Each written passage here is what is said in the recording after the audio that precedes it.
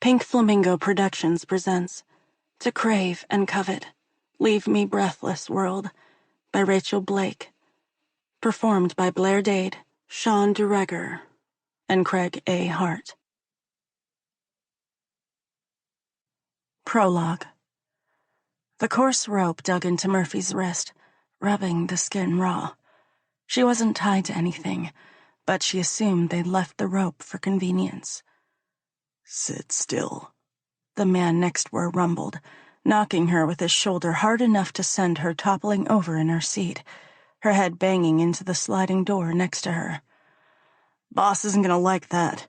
He said no one touched her but him." An unknown man spoke from the front of the vehicle. "Sit her back up before we get there, man. I'm not taking the flak for you on this one. Tell him, Joey."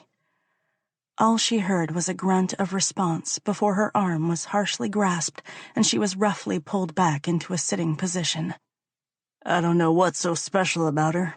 Looks like any other broad to me. Tits aren't that good, and she's got a scar on her lip. I mean, her ass is nice and all, but nothing he couldn't find on someone willing. Shut the fuck up, both of you. Come on, Joey. You have to admit, with his standings, he could do better. I said, stop fucking talking." Her eyes watered behind the blindfold and her nose started to run once more. He wasn't saying anything she didn't already know about herself.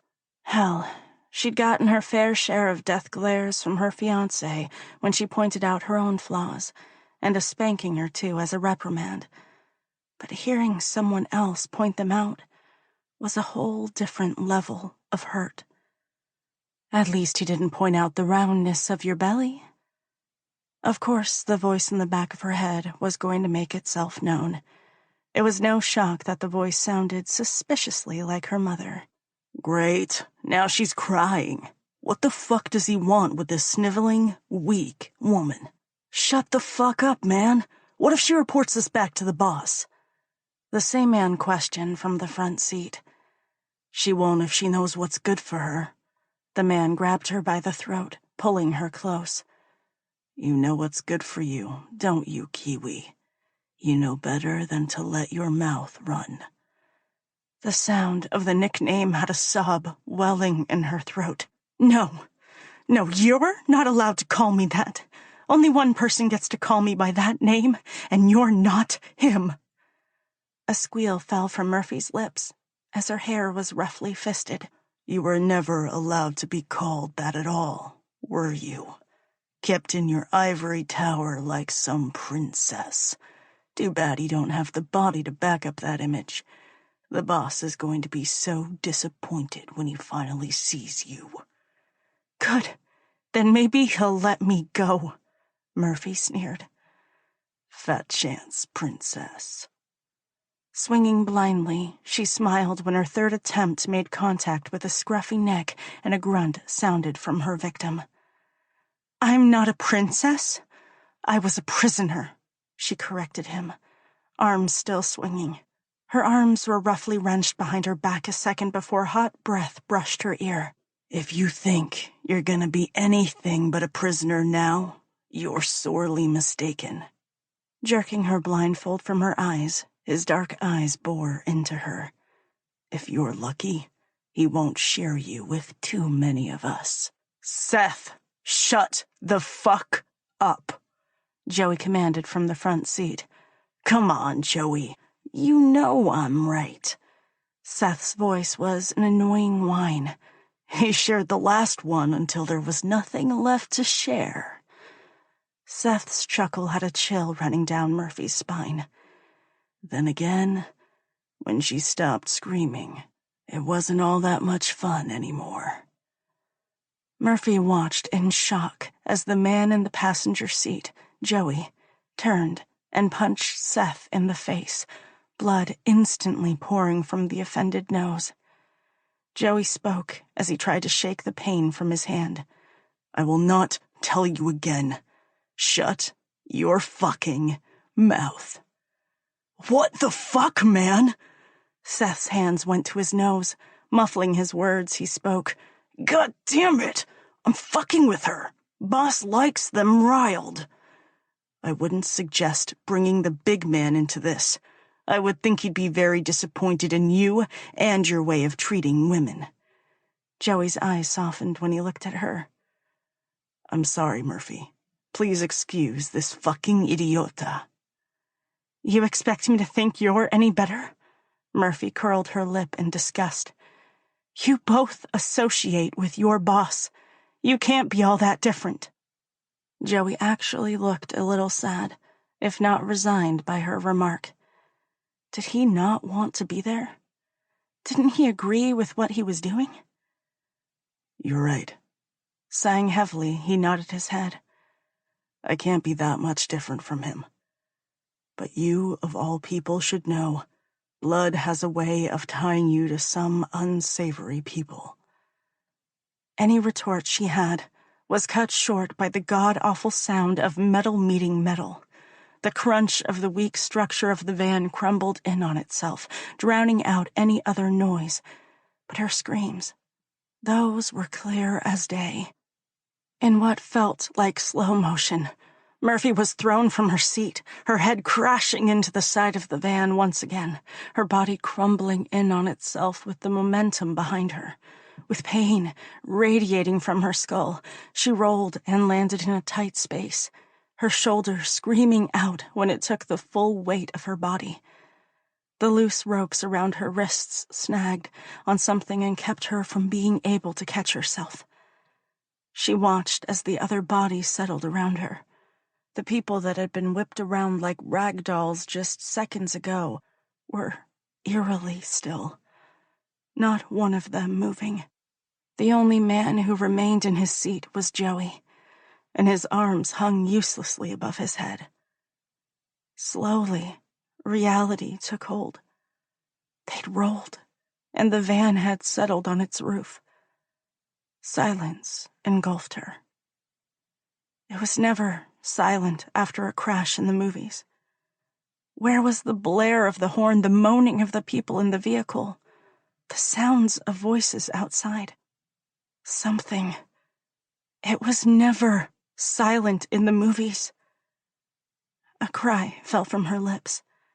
She needed sound, any sound to prove she wasn't dead like the body next to her. The man who'd been so rough with her. He laid in a crumpled heap, head twisted at an awkward, unnatural angle. Even knowing a dead man laid next to her, the silence was even scarier. Silence meant there was nothing and no one coming. Silence meant the lifetime of criticism was going to echo through her head. Insults, mocking, and all the hate was unchecked and screaming at her. You are nothing. Not even going to have a chance to make something of yourself now. All because you had to go against your family, and now you're dying a slow and painful death. Murphy's eyes started to drift closed, the lids too heavy to keep open. She knew she shouldn't go to sleep, knew the best course of action was to stay awake until someone was there to help her. But she was just so tired.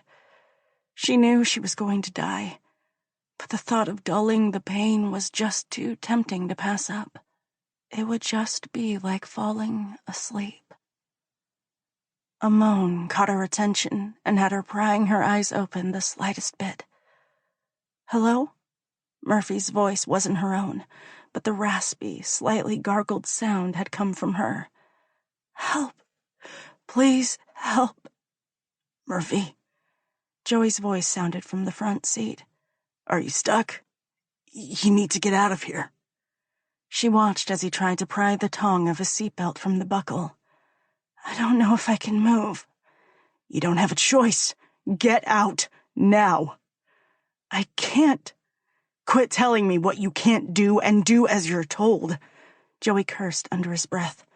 "I can't get this damn buckle to release, and there's no damn sense in us both dying in the fucking fire." "I'm tired." "No, don't you dare open those eyes. Murphy, open them." As her eyes fell closed, she muttered a response. Someone will be here soon. Someone will save us both. No, they're a few minutes behind us. Murphy, open your fucking eyes. Joey's voice sounded as if he was yelling from the other end of a tunnel. Murphy! Murphy, can you smell that? She'd smelled the smoke a few minutes ago, but she was too tired to do anything about it. Sleep will make it hurt less. That's not how it works. You need to get out of the car, now. No. You're not understanding what I'm saying.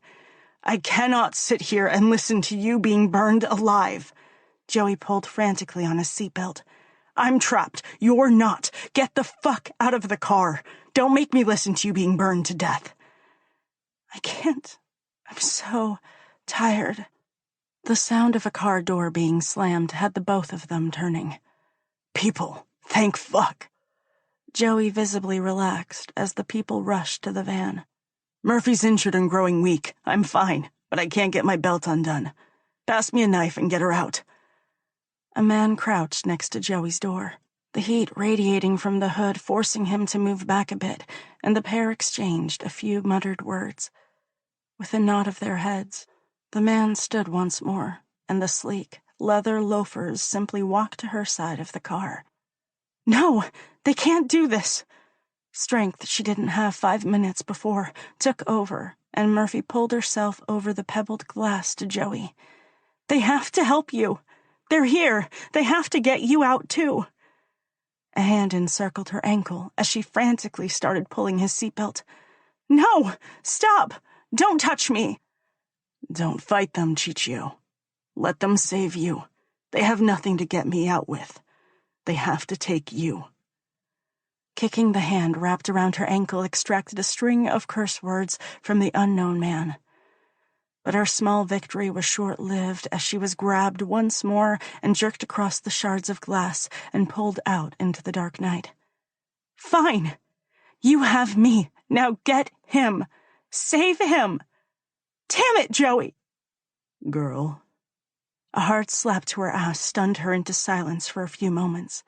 But the jumping orange flames had her adrenaline moving once more as she was pulled to her feet. You have me. Just please get him out. Please.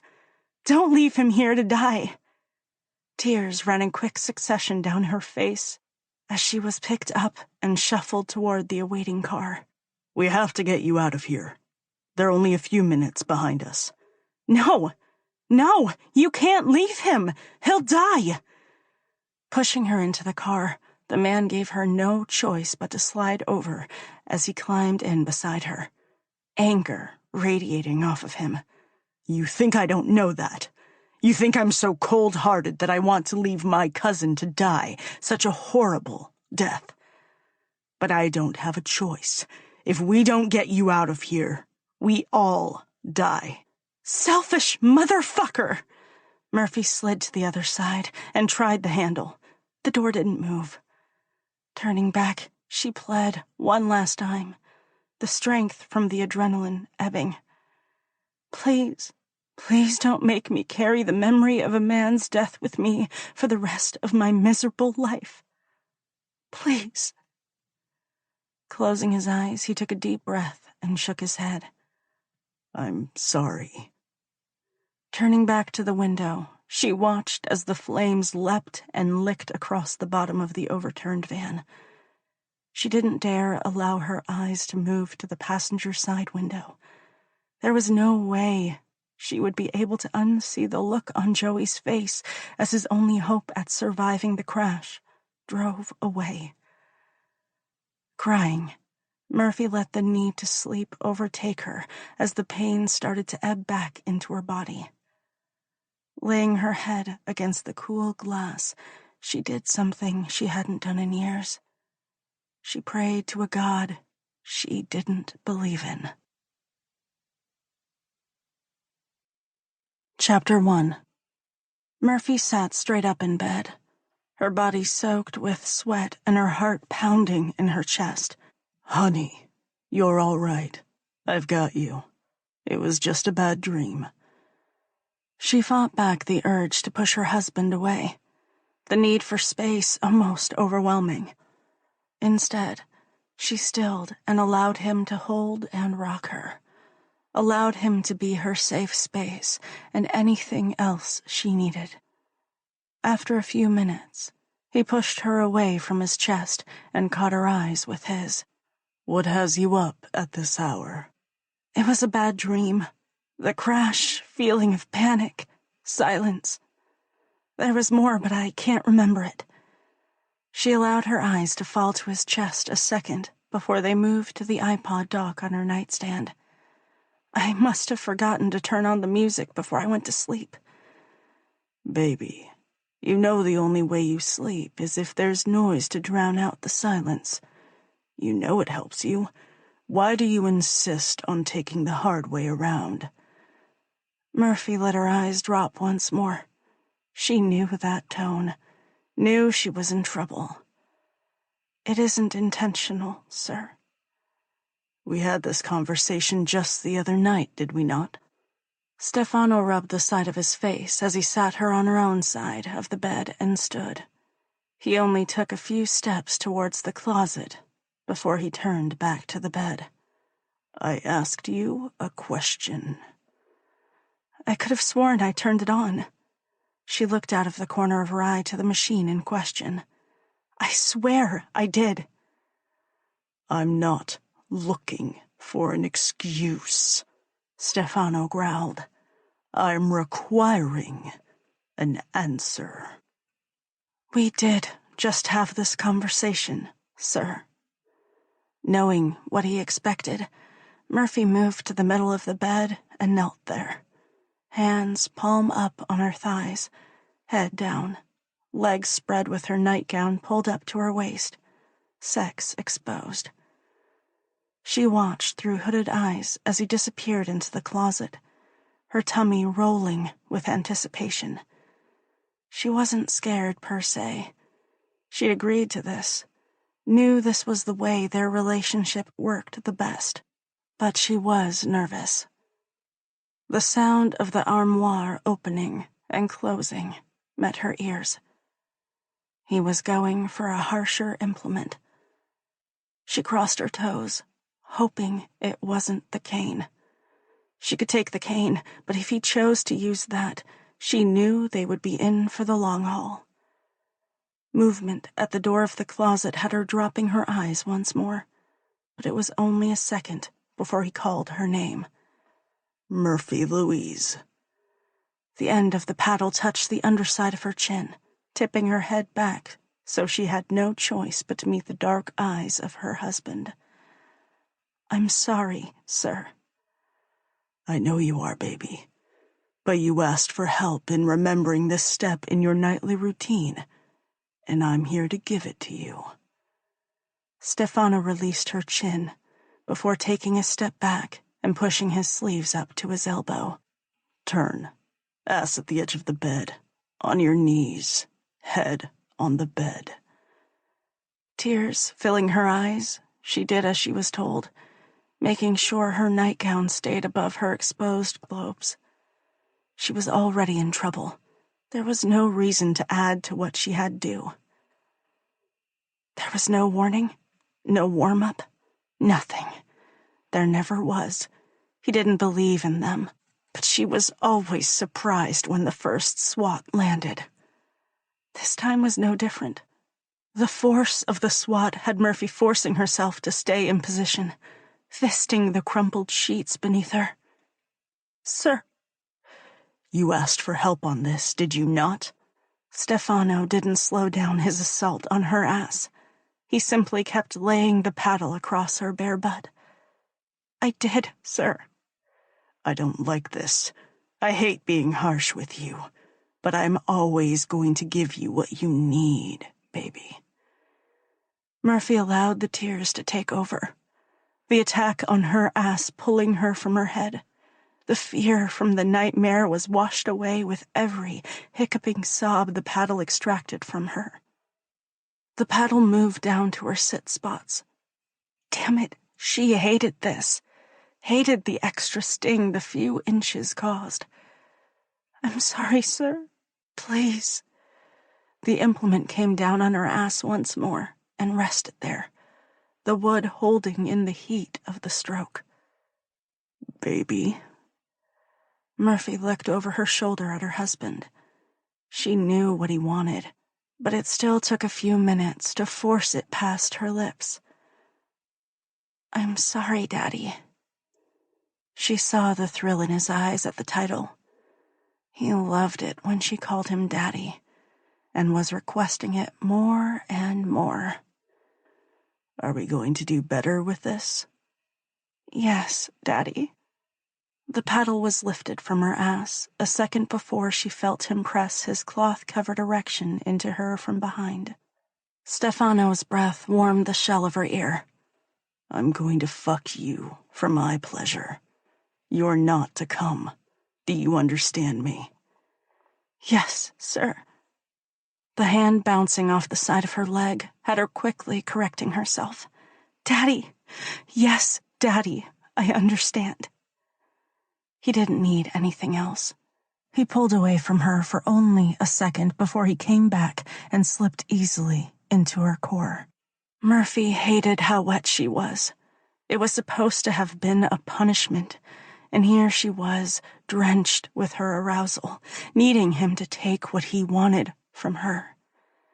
The feeling of him moving inside of her was enough to have her clenching around him as a moan fell from her lips. Sex, after taking a punishment, was fucking amazing, even if she wasn't allowed to come. Who was she kidding? Knowing she wasn't permitted to come made it that much more delicious. You like it, don't you? Me forbidding you from coming, demanding you give me pleasure without getting your own. Stefano shoved into her roughly, forcing her to her belly. You love knowing that you don't have a choice, that I'm going to take what I want, whether you're willing to give it or not. Don't you? "Yes, Daddy." She gasped out her response, and he fisted her hair, pulling her head back as he nipped at her ear. He didn't speak again. He didn't have to. They both knew she wasn't going to disobey him. She knew better. Murphy bit her lip and clenched against the threatening orgasm. Holding her breath, she held still and prayed for him to be close, because God knew she was far too close for comfort. Don't you dare. He didn't give her time to answer before he buried himself deep in her nucleus and stilled, emptying his seed inside her. It will take this time, baby. "I hope so." Stefano pulled from her center and popped her on the ass once more. Go get cleaned up. I'll have the bed put back together when you get back. Crawling from the bed, Murphy moved to the bathroom, allowing his essence to run down her thighs, and shut the door behind her. That was when it all disappeared. The slickness of her thighs, the pain in her ass, the tenderness of her pussy. It all vanished as she prayed for her birth control to hold true. "You look like shit." With a groan, Murphy pulled another sip of coffee into her mouth before she looked to her best friend. She was gorgeous. She wanted to be able to say she wasn't jealous of how her friend always seemed so put together, or how easy it seemed to be for her. But that would have been a lie. The two of them met at their favorite coffee shop every Thursday morning, and this day was no different. "Thanks. You, on the other hand, look absolutely adorable." "Oh, I know." Fluffing her hair dramatically, Alaska settled into her seat across from Murphy. "I was a little worried. You never miss early morning yoga on Thursdays." "I'm sorry. Last night was rough. I meant to call, and the next thing I know, it was after 6 and class had already started." "Nightmares?" "I forgot to turn on the stupid iPod again." Shaking her head, Murphy continued. "I swear I remember doing it." Alaska's curled lip wasn't in place for long, but Murphy saw it. What? What was that look for? Alaska shook her head, but met the other woman's eyes head-on. Do you want the blunt best friend opinion, or a pat on the hand and an, I'm sorry, maybe you should remember next time? Can't you just complain to me about your decrepit sex life? You mean the fact that I haven't had sex with a real flesh-and-blood man in 8 months, 3 days, and... Alaska looked at her watch and sighed heavily. 13 hours? Yeah, that makes me feel a little bit better. I at least got sex after I woke up in a cold sweat. Was the nightmare a bad one? I mean, it was a nightmare. Are they ever good? Murphy looked at the dark liquid in her mug. The thing is, I never remember them. Not fully, anyway.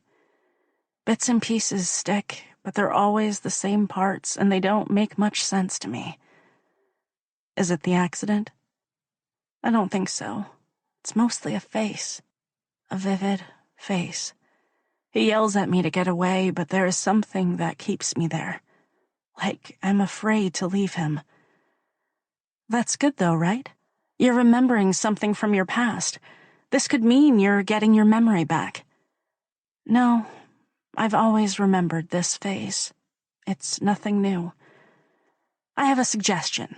You're not going to like it, but hear me out. Alaska pushed her mug to the side and leaned in, her face serious in the way only a real best friend could do.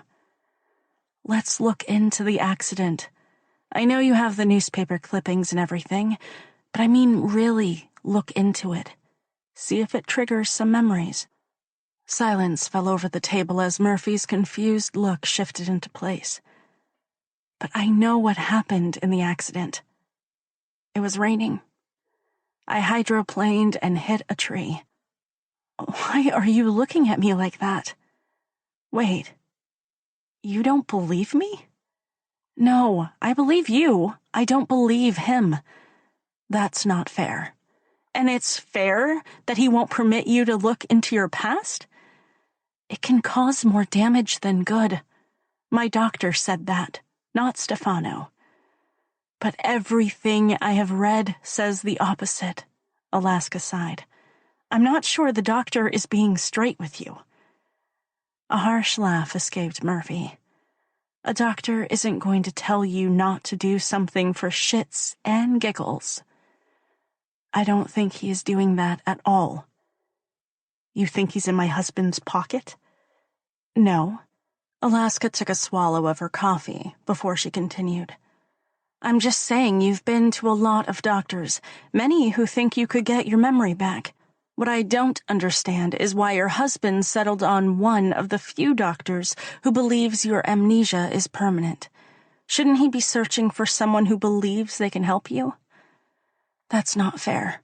It's not fair that I, as your best friend, have questions, that I want the best for you? You don't think he does? Murphy held up her hand. No, don't answer that. You've never liked him, so I already know the answer. Now who isn't being fair? How am I supposed to trust your husband? I mean, face it. He fired me as your yoga instructor, what, at least a half dozen times? And you can't act like it is any type of coincidence that he finds a reason to fire me when we really start getting close. He doesn't like to share. You're my only friend, and you're still my yoga instructor. I would say he failed miserably in his attempts. Alaska rolled her eyes. The only reason you're sitting in front of me now is because for some reason you decided I was worth fighting for. If he'd had his way, I would have been long gone by now. So it took him a while to warm up to you. You're a very blunt, opinionated person. It takes some getting used to. You call him giving me a dirty look every time our paths cross, warming up to me? Alaska asked, a skeptical brow moving towards her hairline. He's just looking out for me. He's the only person I have. Oh. The pain the statement caused was clear on Alaska's face and instantly had Murphy wanting to take back her words. That's not what I meant. I just mean that he worries about me. Murphy shook her head. I was in a horrible car accident, and he nearly lost me. You'll have to forgive him for being a little more protective over me, especially with the way we choose to live our lives. I am, his little girl. You can't even call yourself that without cringing. Alaska sighed heavily. I'm sorry. I'm not trying to attack Stefano. I just don't think this floating face you keep dreaming about makes sense. So I made a suggestion. If it has nothing to do with your trauma, why do you keep having nightmares about it? We know your aversion to silence is due to the accident. It only makes sense that this face would be too.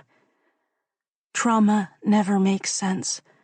For all we know, this face could have been someone I knew in high school. Murphy reached across the table. The brain is a complicated organ. Scientists are still baffled by it a lot of the time. I know. Alaska's voice was heavy with defeat. I worry about you, and I'm trying really hard not to be selfish here. What do you mean?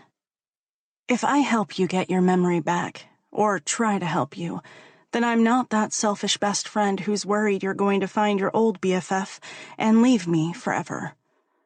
A wadded-up paper flew across the table and hit Alaska in the face.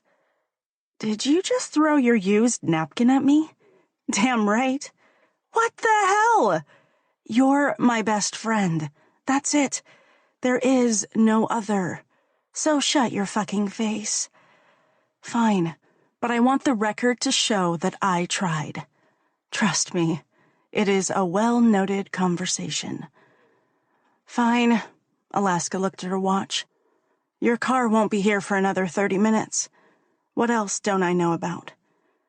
A sly smile tipped the corner of Murphy's lips. We're going to the club tonight. Really? Are you going to be allowed to come this time? Murphy's mouth dropped open. That's a low blow. No, it's not. I just know your relationship way too well. Besides, my B.O.B. can't tell me no. Besides, in theory, it sounds really hot, so I have to live vicariously through you. It's plastic. It does as you direct it to. And that is why I'm going to take all the low blows I can. Pointing out that my orgasm chaser is fake is just mean. Orgasm chaser? You've never heard anyone call a dildo that? I can't say I have. Murphy shifted in her seat and winced. Then again, I can't remember to turn on a damn iPod that helps to keep the fucking nightmares at bay. Alaska rolled her eyes. What was that? What was what? You suck at the whole innocent thing. Murphy pointed a finger in her friend's face. Why did you roll your eyes? I'll have you know that I'm perfectly innocent. And I have the memory of an elephant, so now we are both liars. Both girls erupted into laughter, drawing the attention of a few people in the room. We both suck at lying. Alaska threw her head back in laughter. Which is why you're going to tell me what the eye roll was all about. Fine. Alaska took a drink of her coffee and allowed her blissful moan to escape her chest before her face grew serious. Do you honestly remember turning it on last night? I mean, I think so. I do it every night, right after I brush my teeth. Wash my face, brush my teeth, turn on the iPod on the way to the closet for my pajamas. It's the same every night. Then again, I forgot last week too, so it isn't like it's the first time. Did he punish you for it the first time? Yes, not as harshly as last night, but he did. And he punished you this time as well. Yes. Murphy looked around the room as she felt the heat creep into her face. Maybe we should talk about this somewhere else. Where? We don't talk about this stuff when we're at your house, and he won't let you come to mine. Your house, the coffee shop, and the studio. That's all we've got. Do you want to wait and talk at the next class? I'm sure the bitch, Cindy Lou, would love to hear about how your husband spanks your ass when you break the rules. She looked around.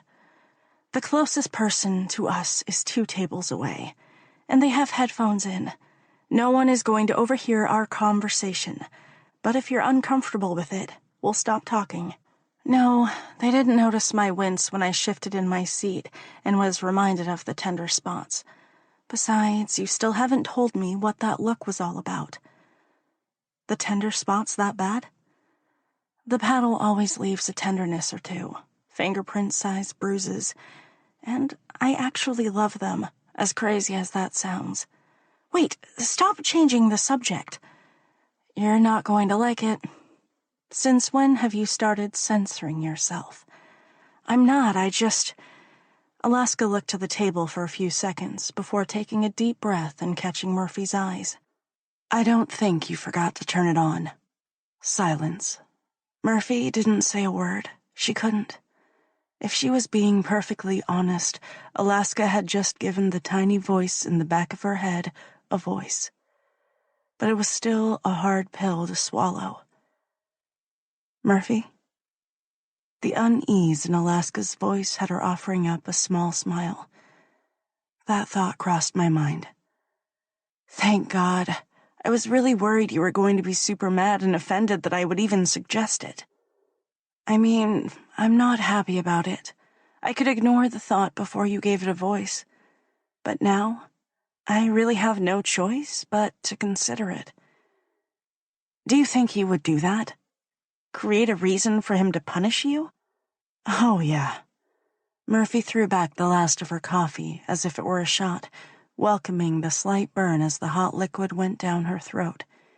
He's created a reason to punish me before, but this time is different. How so? If this is what happened, then in creating a reason to punish me also put me in a place of fear and unease. He set me up to have a nightmare. Now wait, we don't know that he did this for sure. You're going to stick up for him now. Murphy shook her head. I'm just saying we don't know for sure. It's entirely possible that you forgot. And entirely possible that he turned it off. What reason would he have to do that? With the way your dynamic works, he doesn't have to have a reason to spank you, does he? No, he can order me to my knees at any time. We live the dynamic 24/7. Okay then, let's take a step back. Alaska reached across the table and took her hand.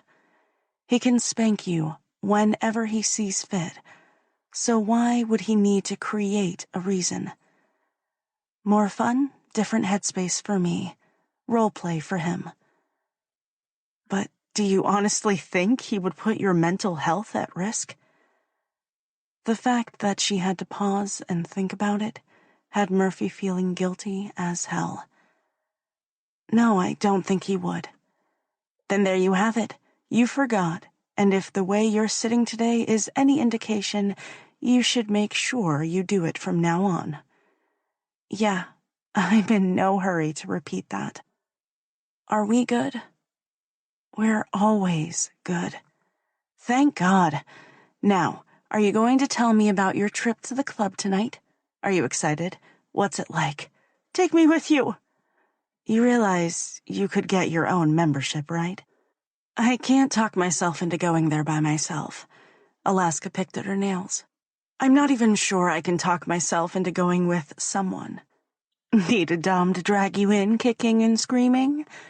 More likely by the leash attached to my collar. Murphy paused, a slight smile playing on her lips. What? I'm just picturing you with a collar and leash. The collar, I can totally see. The leash, I'm not sure. It's one of those things I'd balk at, but the thought alone makes me hot as hell. Alaska chewed on her lip. I'd still fight and make them earn every fucking step. I'd pay good money to see that. Chapter 2. Are you ready? Murphy spun around to face the closet door. Am I ready? No, she wasn't ready. She was never ready for this type of night. never ready to expose herself to the eyes of every person in the club, both man and woman, never ready to bear the scars that marked her body. He always said no one could see them from the distance, but she never was totally convinced. Yes, baby. Are you ready? Giving herself a shake, Murphy looked back to the mirror and adjusted the bodice of her dress one last time. Yeah, I think I am. A growl sounded from the door, and she only got turned slightly before a fist was in her hair and her head was tipped back. Is that how you answer me? No, Daddy. Stefano's growl was a little kinder when he spoke again. At least you're a fast learner. Now, correctly answer my question. Yes, Daddy. I think I'm ready. Nodding his head, he patted her ass and stepped away. Meet me down in the garage in a few minutes. I don't want to be late. Murphy didn't mention it was a club and there was no set time to be there. Simply nodded her head and turned back to the mirror, her belly rolling. They had only been to the club a few times, but she loved it. Something about it was freeing and put her rampant mind at ease. That night was the first night the ugly, angry red scar that ran down the center of her chest was going to be visible, and she was fighting a panic attack. Murphy Louise? I'm not sure I can do this. Her small admission was spoken too softly for the man at the bottom of the steps to hear, but it was enough acknowledgement for her to find the strength to stiffen her spine and stomp down her panic enough to get her out of the closet, placing one foot in front of the other. Baby steps. The pain in her chest was excruciating and had her groaning out loud. Baby. Murphy didn't bother opening her eyes. The light piercing her lids was enough. She didn't need to make it worse. What happened? The hushed voices started up with her question, but a voice called out over the rest of them. There was an accident, baby. You were hurt pretty bad. They had to do surgery to repair your heart. My heart? Yes. Her hand was picked up by the man whom she couldn't bring herself to look at. There was some damage, extensive damage, and it needed to be fixed. It hurts. I know, baby. It will get better, I promise, Murphy. What? Murphy? Yes, baby, that's your name. She shifted in the bed the slightest bit, the movement awakening the aches in her body. Why don't I remember my own name? You don't? If she'd been in her right mind, she may have had some questions, but all that was running through her head was the next thought that fell out of her mouth. I'm a girl, right? Laughter filled the room, but warm lips pressed against her cheek. Yes, baby, you're a girl. Thank God. The thought of learning how to stand to pee was too much. Murphy, that's no way to talk. Murphy's toes sunk into the plush carpet of the entryway to the club as she was pulled from her memory with a tug of her hand. She didn't remember taking off her shoes, but she knew it was the first step Stefano took in getting her into her submissive mindset. No shoes were ever allowed by him. Who do you belong to? The question was the next step in the mindset. You, Daddy. Even in a setting where his required title was considered normal, it was still hard for her to get it past the lump in her throat. Who was she kidding? Coming to the club always made her submission that much harder. It was like being in public gave her the balls to question it all. Why did they do things this way? Why did she give in to him so easily? Doing things his way while in the privacy of his home was one thing, but while they were at the club, surrounded by others, it was different. However, she'd learned the hard way not to push him over his title when in the view of others. He didn't abuse her. No, he wasn't that kind of man. Punish her, yes, and when she earned it in front of others, he wasn't exactly gentle. Good girl. Stefano's hand intertwined with hers as he pulled her into the main club. If you keep it up, I'll make sure you're rewarded. They made their way through the club, stopping to say hi to the people they knew along the way. Murphy played her role well. It wasn't hard. She loved being there. The smell, sights, and sounds that came with it all added to the headspace she loved and craved so much. Because it's the closest she'd ever be to remembering the before. Shaking the sad thought from her head, she looked to the man at her side. God, she was so fucking lucky. He stood by her side while she was in a coma, fought for her when they were sure she wasn't going to make it, and hired the necessary nurses and caretakers when she finally woke up. He was her savior, and she thanked God every day for him. The sound machine popped into her head for a second, but she quickly pushed it away. Now was not the time to bring up the woes of the night before. Stopping in the middle of the room, she tugged on his hand and pulled him to a stop. I need to tell you something, Daddy. Stefano turned to her, the concern on his face clear as day. What's wrong, baby? Nothing's wrong. I wanted to say thank you. She smiled up at him for a few seconds before his silence and slightly arched brow had her breaking eye contact. That's what you stopped me for in the middle of the club? Well, yeah. I was thinking and it popped into my head. I just needed to say it. Stefano rubbed his forehead. That's not why we're here, baby. We come to the club to get you, hell, even me, out of our heads. This is where we come to clear our minds and forget all the heartaches we've endured. I've already forgotten most of them. She knew the words were a mistake the second they fell from her mouth. Murphy Louise. The growl of her name had her eyes moving to look at the tips of her toes. Was that a hint of you putting yourself down for the disability you were dealt? She swallowed down her own growl. She hated when he called her amnesia a disability, even if it did meet the qualifications to be just that. She refused to see it that way.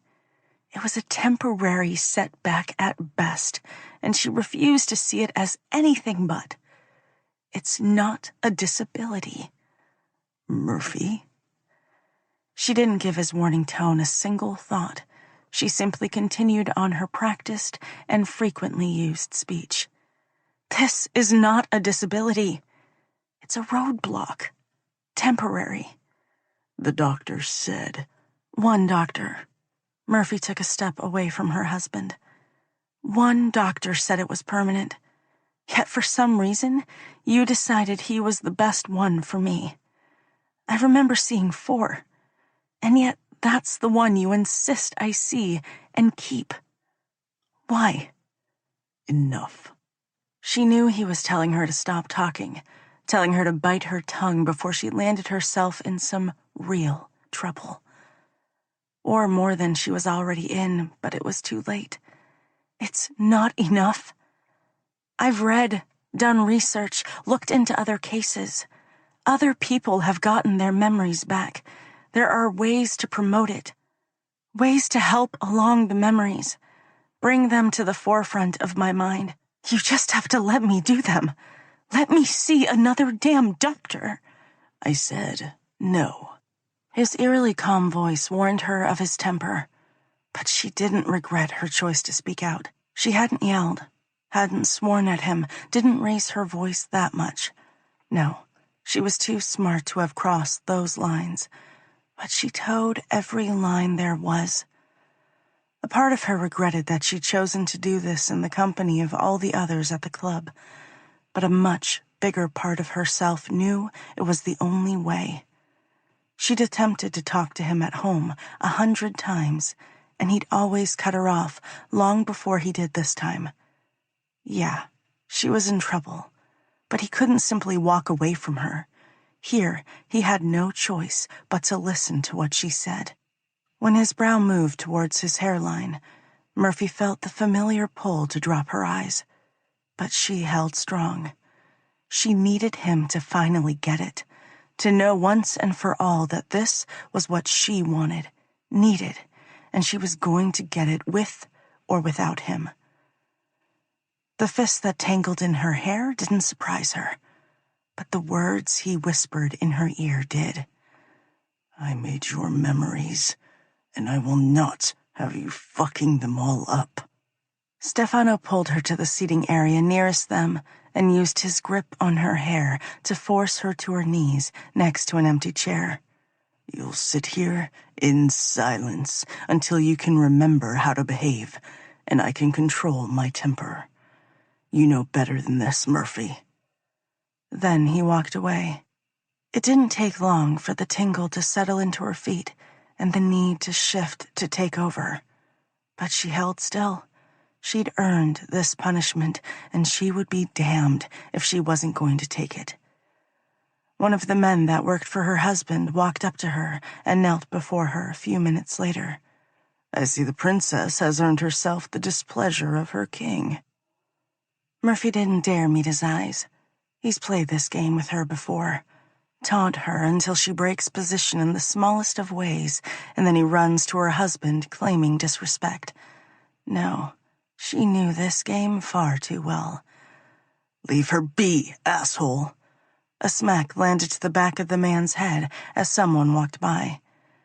The voice tickled the dark corners of her brain, and Murphy had to fight the urge to look.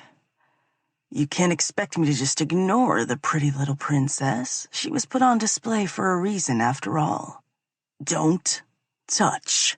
The man growled as he took a seat on the sofa, as far from her line of sight as he could be, and still be sitting on the couch. Squeezing her eyes shut, Murphy pulled herself from the slippery slope as the need to see the face of the man who stuck up for her. Movement to her right had her straightening the slightest bit as Stefano settled into the chair next to her and started up a conversation with the man who'd knelt in front of her. Not sparing you the slightest bit of attention, is he? Closing her eyes, Murphy cursed the voice in her head. It was her worst enemy a lot of the time. She didn't know what it was, but she had this nagging feeling that she was being watched. Not creepily or anything, but like she needed to open her eyes in order to see who it was. Murphy, am I boring you with all of this, or did you simply forget how I require you to sit when we're here? Stefano's tone gave away how angry he was. I'm sorry, sir. She didn't get to go any further. Her hair was fisted roughly, and her head jerked back. You do not call me that here. What do you call me? Daddy. I call you Daddy. Why is that so fucking hard for you? Stefano released her head with a small shove, sending her falling from her knees to her ass. She didn't move. She knew better than to do that. She simply settled on her ass, tipped her head forward, and searched the room through her hair. Can you reserve us one of the spanking benches? Stefano's voice carried well enough that Murphy knew he'd wanted not only her to hear what he was saying, but the rest of the people within reasonable earshot as well. He wanted her to know she was going to be punished for her infractions. He loved including any extra element of embarrassment he could incorporate with the punishment. She would never tell him, but on a certain level, she craved this. The thought of exposing her sex to the room as she straddled the padded bench, her opinion on the matter not taken into consideration, always had her clenching. Sounds like we're going to get a show tonight, the man who'd made eye contact with her said as he leered at her. I do love it when he shares his treasure with us. Up. Stefano's harsh tone had her head snapping up a second before she was grabbed by her upper arm and pulled to her feet. Look around, baby. Look at all the people who will see you being punished. Murphy's core clenched, even as the idea of refusal popped into her head. She wanted to do anything but she knew it wasn't a suggestion. It was the way he always did it, because he knew she was torn. She loved being watched, loved the thought of other people's eyes on her. But knowing exactly how many eyes were on her always fucked with her head. Head games are his favorite. Her belly rolling, Murphy did as she was told and looked around the room. Most people weren't paying any attention to her, lost in their own scenes for the night. Others were purposefully avoiding her eyes, not liking the game Stefano was playing. Lastly, there were the ones that met her eyes and held her stare as she scanned the room. That group was split between two types of people: the ones who openly enjoyed seeing her discomfort, and the people who didn't agree with the way her husband was doing things. The latter gave her a little nod of their head in support and understanding, while the former gave her an ogling smile or disappointed look. She hated this part of his process. Look at all those people who are just waiting to see what happens to disobedient little girls. Curling her toes into the floor beneath her feet, she let her eyes drop as she forced herself to keep her mouth shut when he used the pet name she hated.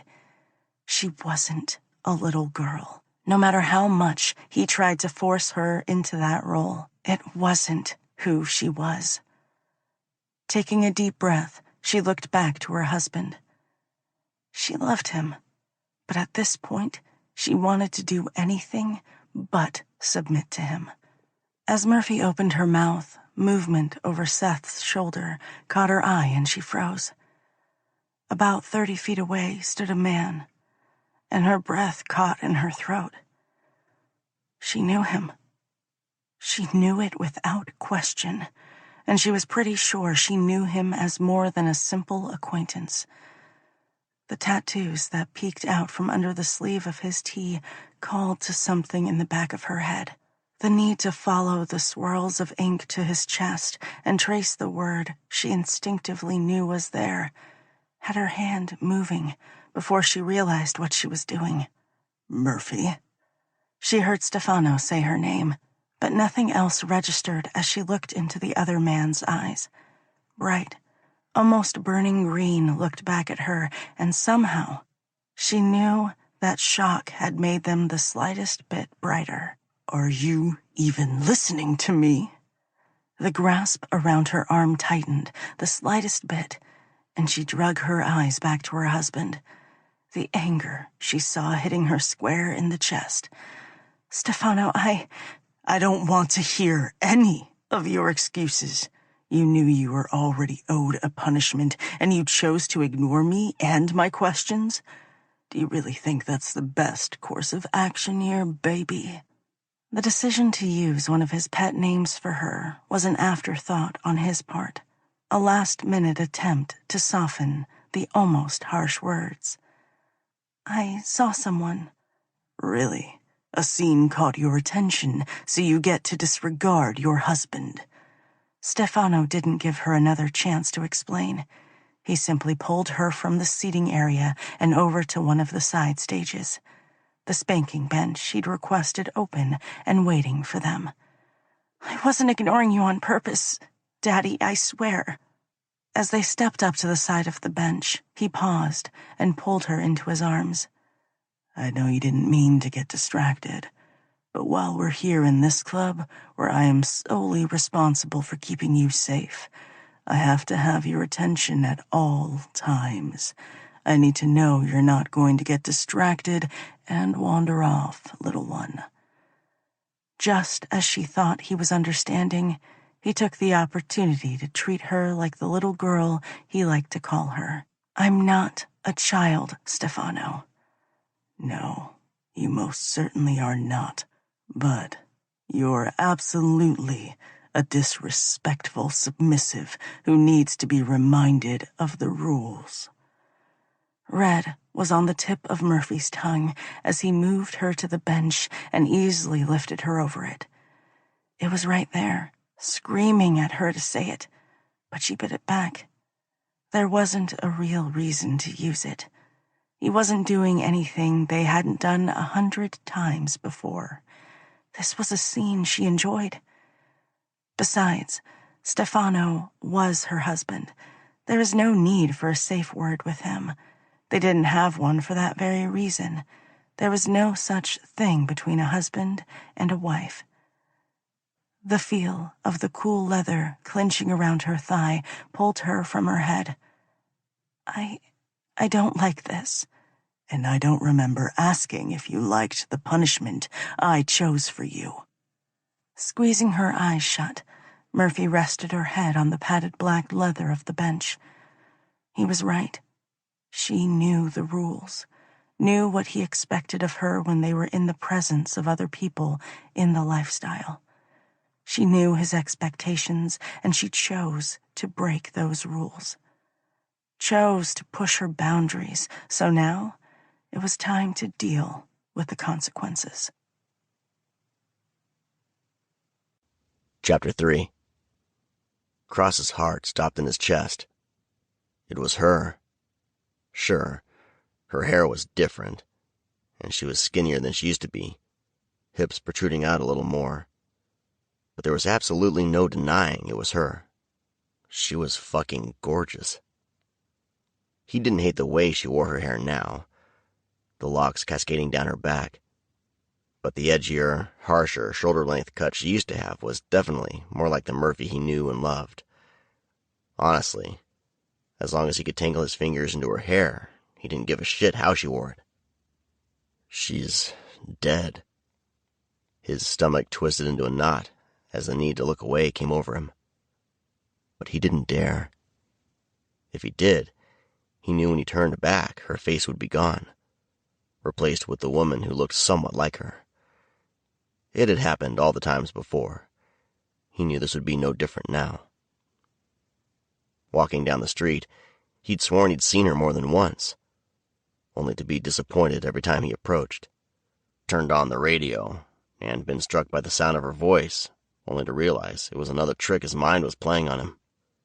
His head was a cruel place sometimes.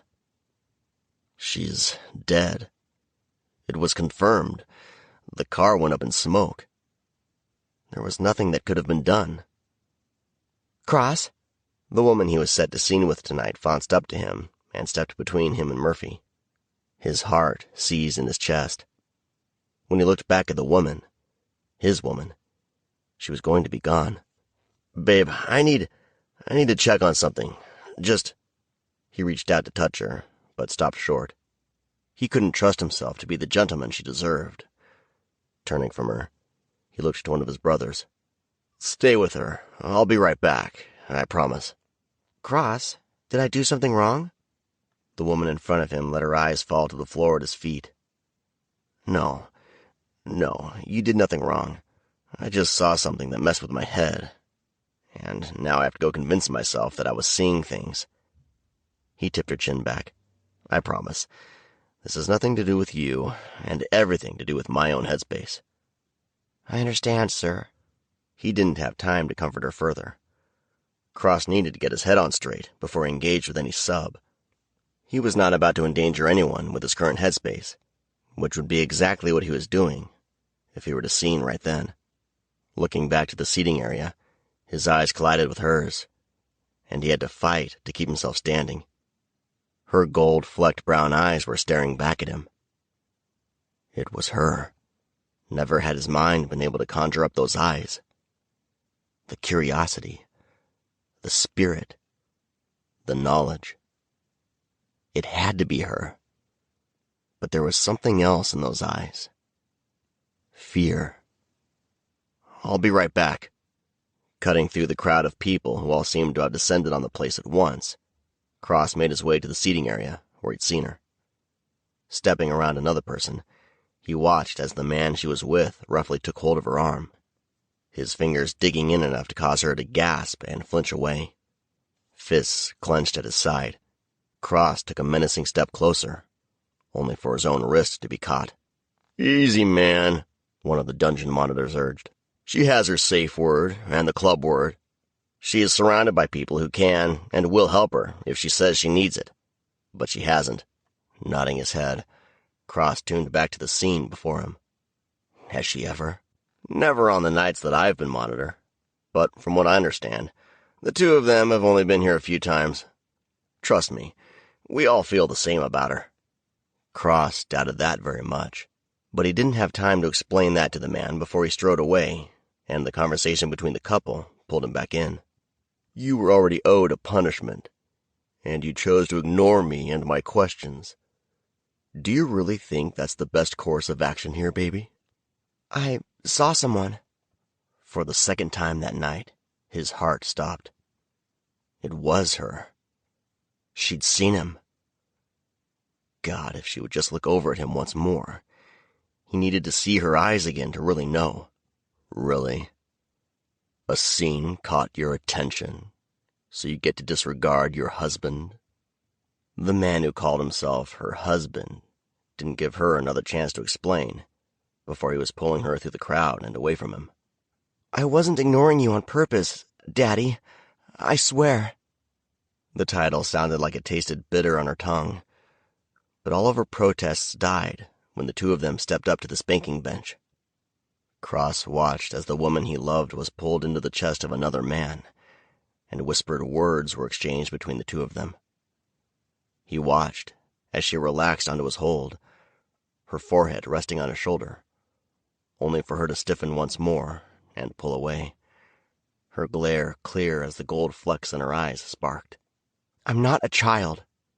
"No, you most certainly are not. But you're absolutely a disrespectful submissive who needs to be reminded of the rules." Cross saw her struggle from across the room. Instead of the slightly subdued woman one would expect when a submissive was face to face with a punishment, fire rose in her eyes. At the sight of it, pride nearly overwhelmed him. That was the woman he knew, unwilling to give up a fight when she was in the right. However, the fight didn't last long.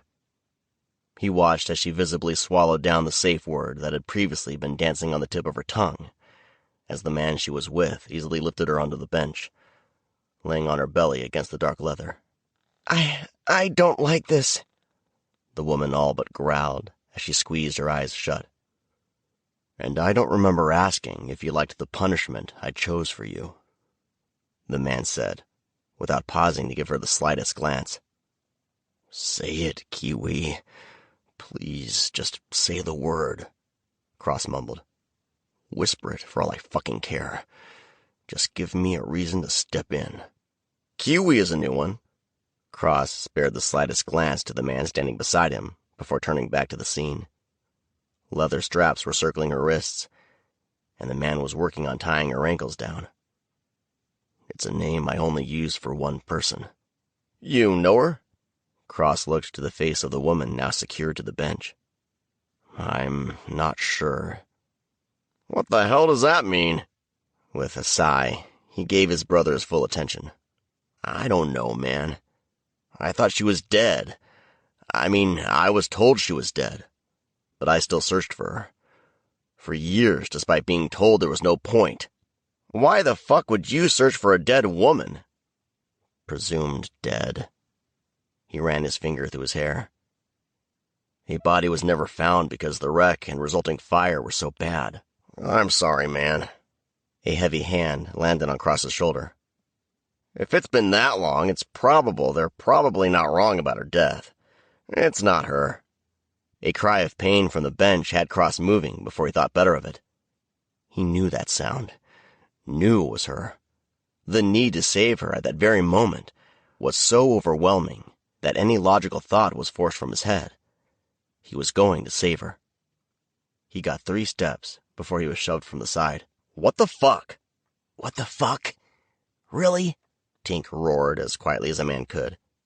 He shoved him again, giving Cross no choice but to keep moving across the room. Stop.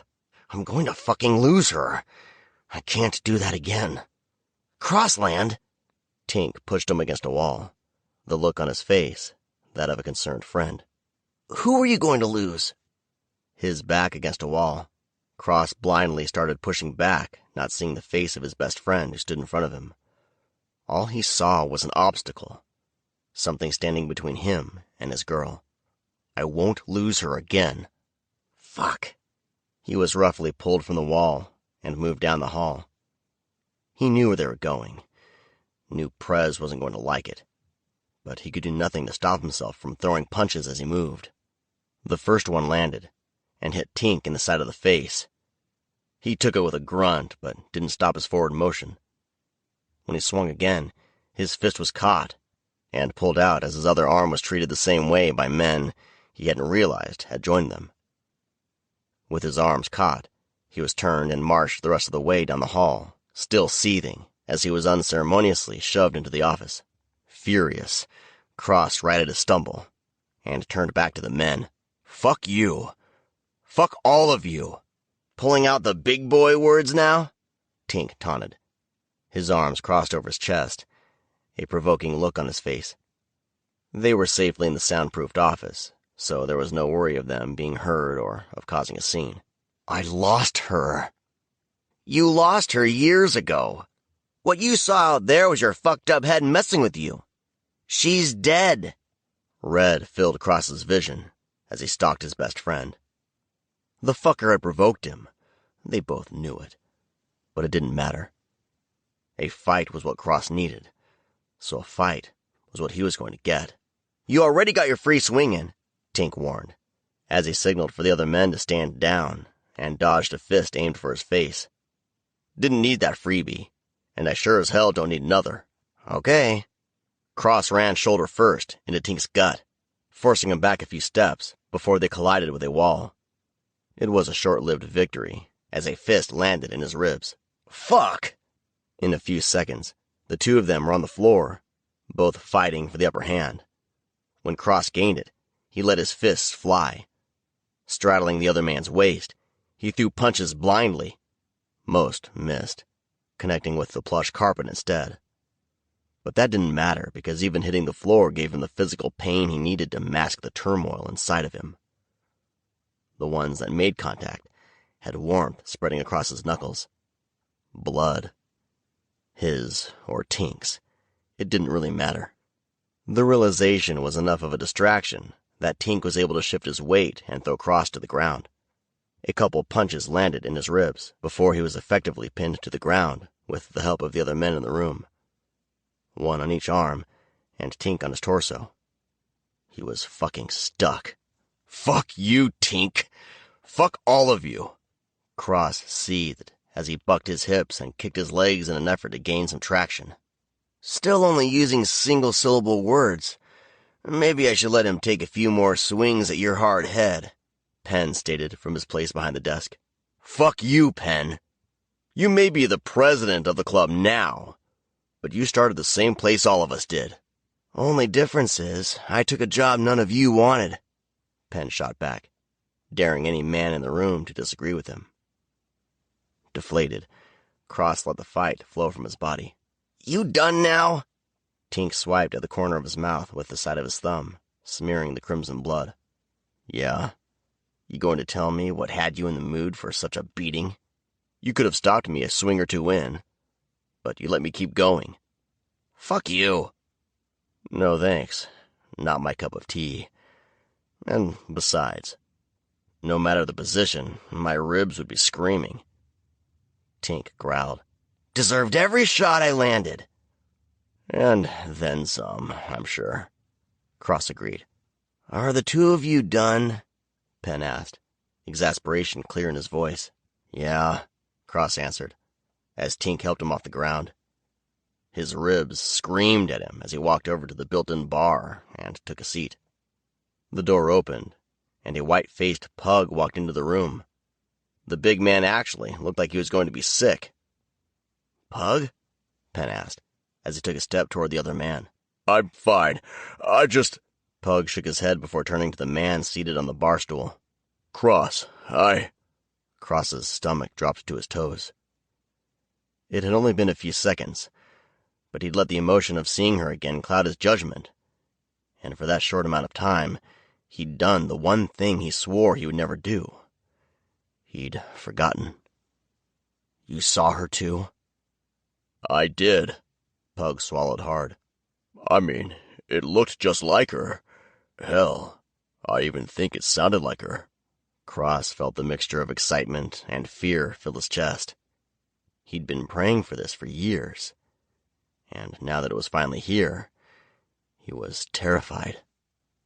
Care to share with the rest of us? Penn questioned, as he moved behind the bar and poured each man a couple fingers of scotch. I saw her.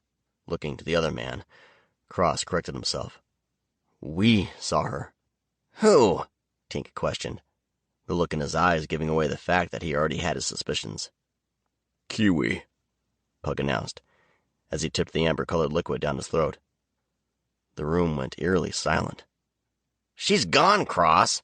Tink took a step towards him, but stopped short. No, we saw her, Cross growled, as he stood from the stool, the quickness of his movement sending the furniture flying. Snapping his fingers, he spoke again. She recognized me. How do you know? Penn asked, before going right into the next question. Did you approach her? No.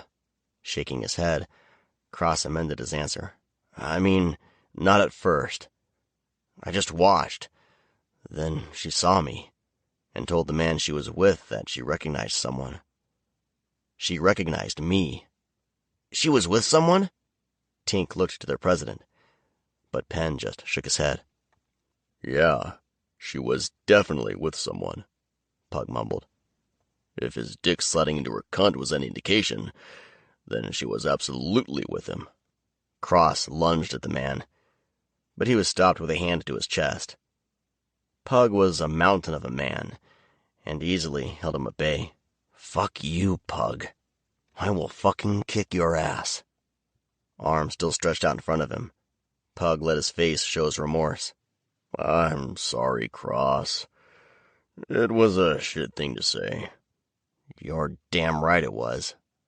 Cross turned, shoving his fingers through his hair. You're sure it was her, Pug? Penn asked, pouring himself another drink. I mean, I didn't go up to her and ask, but she looked a lot like Kiwi. Pug scratched his beard.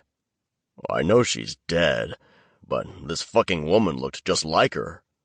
Then she spoke, and it sounded just like her. I guess I could be mistaken.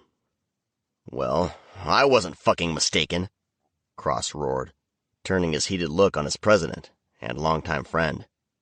It was her. Crossland. Tink's voice was quiet, but the warning was clear. Don't call me that, Cross seethed. You're not listening. I saw her. Here, in the club. She's here. That doesn't make any sense. Tink shook his head.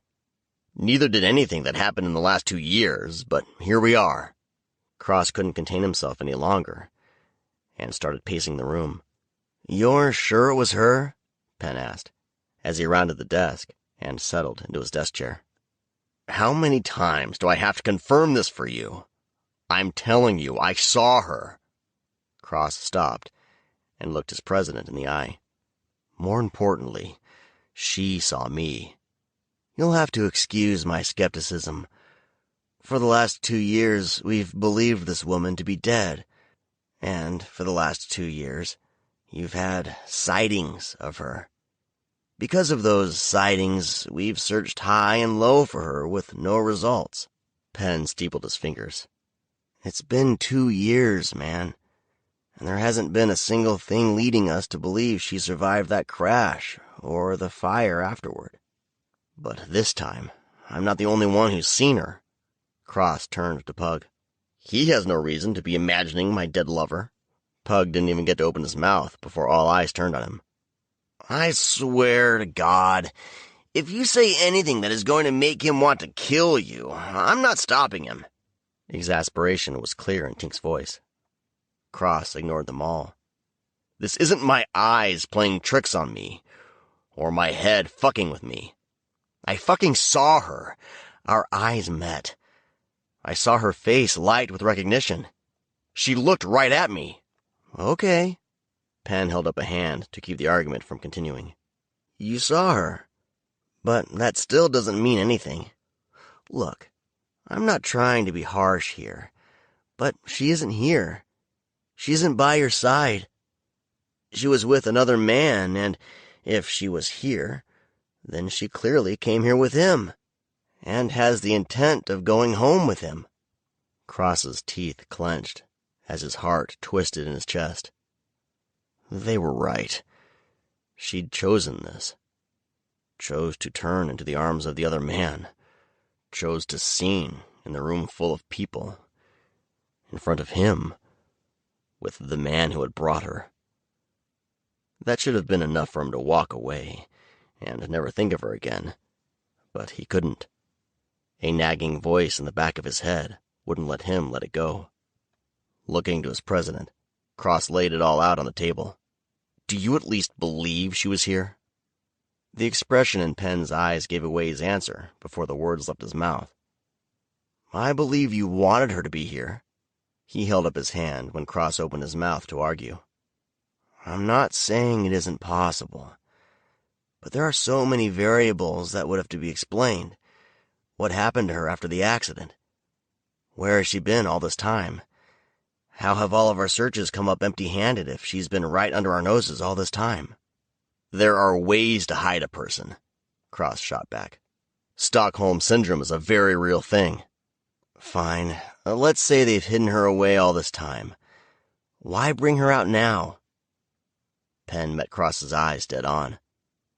Hell, have they even hidden her away? Don't say it, Cross growled, his hands landing on the desk so he could lean on it and allow his head to fall forward with defeat as he closed his eyes. Don't fucking say it. She could have run, Penn's words echoed through the silence of the room. We assumed she was taken. We never actually knew it as a fact. Hell, didn't the two of you get into it that night? We didn't get into it. Cross took a deep breath as he straightened to look his brothers in the eye. I lit her ass on fire, but we didn't get into it. Man, Tink didn't get any further before Cross cut him off. No, I came to you guys looking for help. Came to us? Penn's eyebrow moved towards his hairline. Fine. Cross sat heavily in the chair, positioned in front of the desk. But I'm here now, asking my brothers for help. You don't believe it's her? Fine. I'll do it myself. I just need to know if you're in or not. And if you're out, that you'll stay out of the way. You know we're in. Penn leaned back in his chair. I sure as hell hope you have a plan. Because I have no idea how you think we're going to do this, or where we're looking. I've got a starting point, but that's about it. Cross ran his tattooed hand through his hair. You're in luck. Turns out the beginning is exactly where we need to start. Chapter 4. He knows. That's all you're going to give me? 2 words? The deep, gravelly voice on the other end of the line growled. Considering we only contact each other concerning one thing, I figured that was all that was needed. With a harsh laugh, he responded, I know, I was there. I saw it all. Does she know who he was to her? I don't know. With the tip of his head, he cracked his neck. Is there a reason you're freaking out? This was the plan. We waited until we were ready, and we're ready now. Damn, this is the whole reason we did this. We needed time. They're going to be pissed. I know, but we decided years ago that anger was better than the alternative. With a deep sigh, he pushed forward. It's going as planned. We just have to stick with it. And when it all comes to a head, the world will be a better place. Chapter 5. Why are you flinching every time you put pressure on your ass? Murphy looked at her yoga instructor. I'm not comfortable answering that question. The shock on the other woman's face registered a second before she reached over and shoved Murphy to the ground. Murphy Louise, I swear to God, I'm your best friend, and if you don't spill, I'm going to have to assume the worst. You wouldn't dare. Alaska just smiled as she slipped into the child's pose. I'll have no choice but to call an ambulance because the only logical explanation to my very vanilla mind is that you fell yesterday and landed funny on your tailbone. As a result, you clearly need an ambulance. Then you'll have no choice but to tell me and the EMTs what really happened. You know, before you show them your bruised ass. But you know we went to the club last night. Mouth hanging open, she looked to her friend. You fight dirty. And you withhold all the juicy information. Now spill. I'm not sure it's all that juicy. Sitting cross-legged on her yoga mat, Murphy looked to her friend and waited for her full attention. Last night was different. Did he ignore your safe phrase? What? No, we were in the club. If he would have done that, we would have had a monitor on us in less than 30 seconds. And it's a safe word. Excuse me for not being all up to date on the lingo of your kinkery. Alaska stuck her tongue out playfully. What was off then? It's silly, but I think I recognized someone. Really? Yeah. God, I love you. Okay. Alaska looked to her quizzically. You're the only person I have to tell about a possible memory who's actually excited for me. So, who was it? Murphy smiled sadly, happy that the other woman was willing to move on without dwelling on the sad fact for too long. I have no idea. But it felt like I knew him, like a part of me was calling out for him to save me. Save you? That was the wrong choice of words. No, it wasn't. If it was what you felt, they were the perfect choice of words.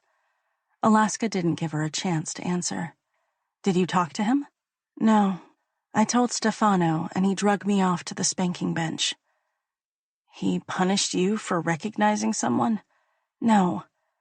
Hell, I'm not even sure I told him I'd recognized someone. I think I said I saw something.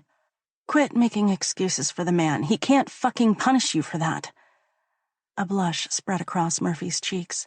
He didn't. I told you, last night was just different. Fine. Then tell me what was so different about it. I guess my head wasn't in the game and it just felt wrong. Because you saw that guy? Alaska leaned closer. No. I had easily earned my punishment before that. I hate when he insists that I use the title Daddy. It pulls me from the scene and it just doesn't work for the relationship we have. The curious look on the other woman's face had her continuing. Daddy implies that he takes care of me, more so than a typical husband would, and I just don't think that's the case for us. And you want it. I don't think I want to use the title at all, but more so he hasn't earned it. It was like he put on a lab coat and expected to be called a doctor. I hate it, and other than not feeling like he's earned it, I don't have a good reason for not liking it. You don't need one. Alaska shrugged her shoulders at Murphy's eye roll. You know I'm right. If something doesn't feel right to you, you don't need to validate your feelings to him, or anyone for that matter. You should have used your safe word. It's not that simple. Murphy let her head fall into her hands. She knew this was a conversation that wasn't going to go her way. What do you mean? I thought the safe word stopped everything, that all you had to do was say it and everything stopped. That's exactly what a safe word is. Then what was the problem? For starters, we don't have one. What? Alaska's mouth hung open, her eyes wide. You don't have one? No. Something akin to guilt clawed at the back of Murphy's throat. There was a pause before Alaska finally found her voice, and she took a calming breath that did little to no good if the raging fire in her eyes were anything to go by. I know I'm new to this whole thing, but I'm pretty sure that is the stupidest fucking thing I have ever heard. You need a motherfucking safe word. Standing up, she curled her toes into the foam of her mat, a dead giveaway of just how pissed off she was. You have to keep your voice down. Murphy looked to the hall that led to her husband's study. She knew it was soundproof, and there was a very slim chance he would hear any of this. But she didn't want to take the chance. Keep my voice down? That's what you're worried about? Recognition dawned, and in an instant, Alaska was crouched at Murphy's side. Does this club that you rave about have a club safe word? Of course. What is it? What is the club safe word? Alaska's annoyance was clear in her voice. What is it? They use the light system. Green is good, yellow slow down, and red is full stop. Then why the fuck didn't you use it? I didn't need to. Bullshit. Alaska Jane, what the hell has gotten into you? Murphy looked to the beautiful woman still hunched down next to her. You know if he hears you swearing like this, he's not going to like it. Because his little girl doesn't need to hear those words? Fuck that. You hate when he calls you that. You've made it known on more than one occasion, but he still uses it.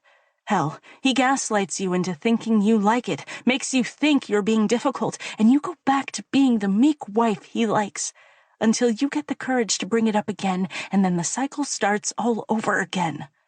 That's not fair. It isn't? Is it not what happens? Murphy pressed her lips together. Scared if she opened her mouth, words she couldn't take back would fall out. You felt something was off last night, and you didn't use your safe word. Why? Are you scared of him? No. Her answer was too quick. She knew it. But it was true.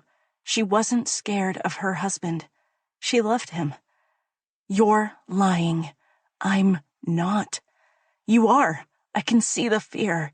You may not be able to feel it, or maybe you don't know what it feels like, but it is written all over your face, the way you hold yourself when he's around. Hell, in the fact that in the last 5 minutes you've looked towards his study no less than 15 times. It's not fear. Murphy's whisper was so soft she wasn't sure her friend had heard her, but she continued on anyway. I'm not afraid of him. I'm scared of what would happen if I pushed him too far. By using your safe word. That and so many other things. Pulling the elastic from her hair, she ran her fingers through her locks. Without him, I don't know what I am. He is all I remember. There's nothing before the accident. Except for that nagging feeling in the back of your head. Yeah. Except for that cage in the back of my head that is constantly rattling, demanding I open it. The only problem is, I don't know how to set whatever is inside of it free. Fuck. I don't even know if I want to. Of course you do. Alaska sat and took Murphy's hand in her own.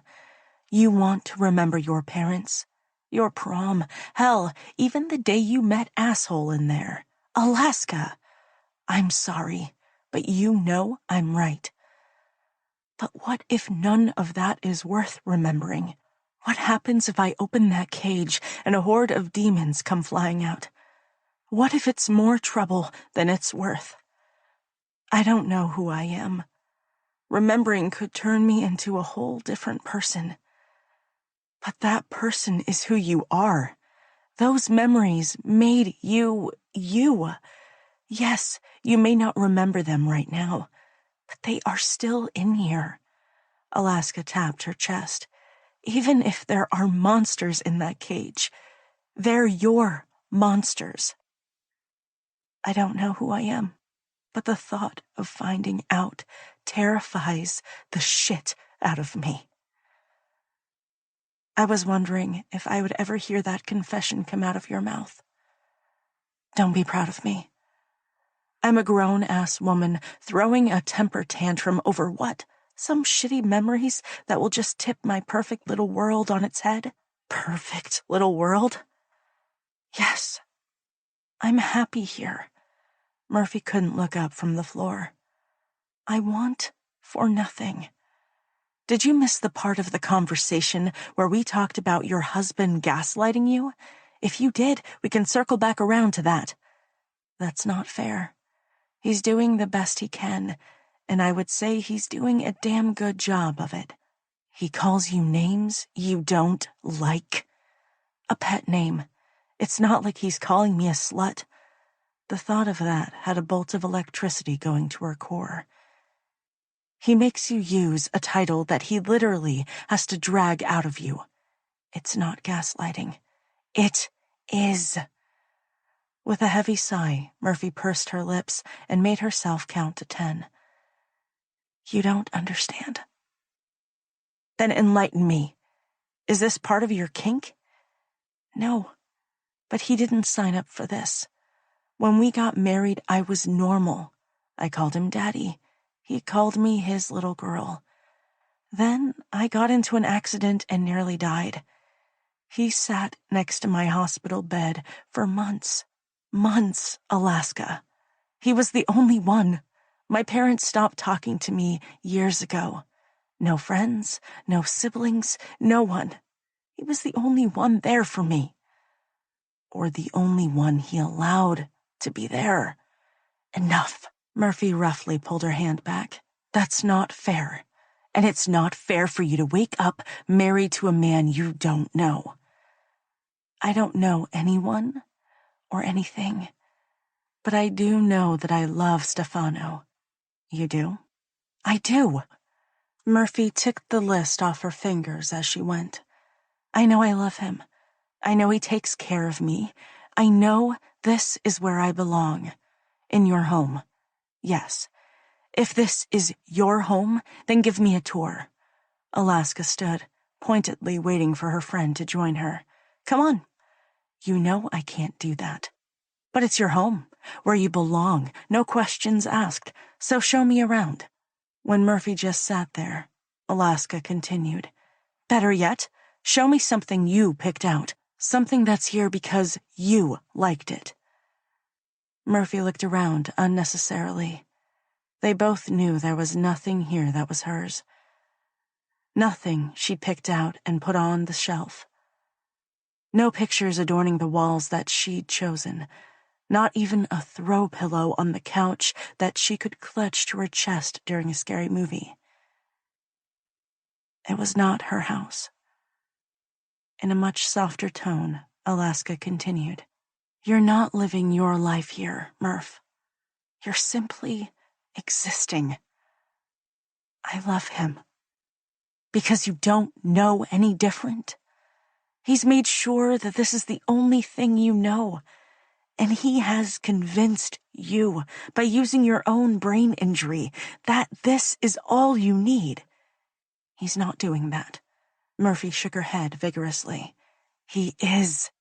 He's protecting me, allowing me to fully heal before we put more on my plate. Bullshit. Even you know that's bullshit. Murphy thought back to the night before. She'd been so eager, like she was a different person at the club. And she was. She was empowered when she was outside the walls of the house.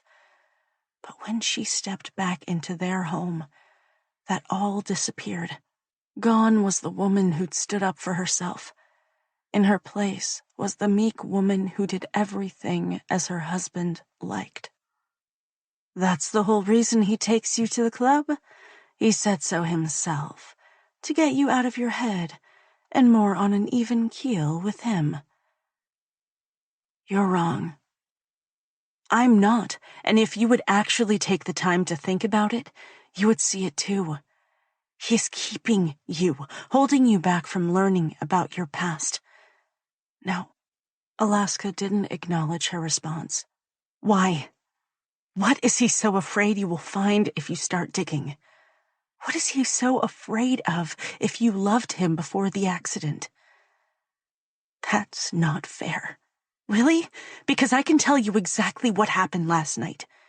You were in your element. As such, you started to step from his shadow. He didn't like that. Didn't like knowing that he didn't have control over your every move, so he made up some fucked up reason to punish you. Tell me I'm wrong. You're not. You were happily enjoying the tiny semblance of freedom he gives you, and he even gets to control that. Fuck, not just control it, but ruin it for you because he has to force you to use a title he knows you hate, because it makes him feel more powerful. Murphy looked to her toes. We can't have this conversation here. I know. Rolling up her mat, Alaska packed up her stuff and headed for the door before turning back. We still on for coffee tomorrow? Always. With her back to her friend, Alaska laid the final blow in a way only a best friend could get away with. You don't see the change in your demeanor every time you step out of this house. It's like you're a different, more relaxed person. Hell, it's that little sneak peek of who you are that had me deciding you weren't a complete bitch. But here, you act as a prisoner, scared to step out of line or be thrown into solitary confinement. Again. Chapter 6. The words wouldn't quit echoing in her head. Solitary confinement. A prisoner. Was that what she was? Was that what he was doing to her? No, it wasn't possible. He loved her, spoiled her, and treated her like a princess. She had everything she ever needed. No, wanted. Except for your memories. Rolling her eyes, she turned to look out the window. The loss of her memories wasn't his fault. Hell, if it was anyone's, it was her own. She was the one driving the car. She was the one who had insisted on going out that night, even though it had been storming all day. How badly was it raining that night? Stefano looked at her from the corner of his eye for a second, before turning back to the road. It was heavy, and it came on quick. No one expected it to rain like that. A small chill ran down her back. I wish I could remember it. Why? It had such a profound impact on my life, and I don't remember it. Trust me, baby. That is not something you want to remember. You don't want that darkness in your head. Now, can we change the subject? Yes, sir. The rest of the car ride was silent. She didn't have anything else to talk to him about. They spent nearly all the time together, so there was nothing he didn't already know. Yet so much you're in the dark over. Baby girl? Murphy looked to her husband before turning to the house that rested at the end of the long driveway. Why are we here again? Because they're my parents, and at the very least, we owe them respect. Stefano's hand gripped her knee a second before he pulled to his usual parking spot and put the car in park. Talk to me. They hate me. They do not. Are you blind? The arch of his brow had Murphy changing her tone slightly. I'm sorry. Your mom hardly talks to me, and when she does, it's condescending. Your dad doesn't talk to me at all. He just looks at me out of the corner of his eye as if I'm the dirty family secret. Honestly, sometimes I think it's pity, but I know better than to think that. The loathing is clear. They do not hate you. Do they agree with our marriage? No. But, honestly, I went against their wishes and chose you over the marriage that would have bettered their status in society.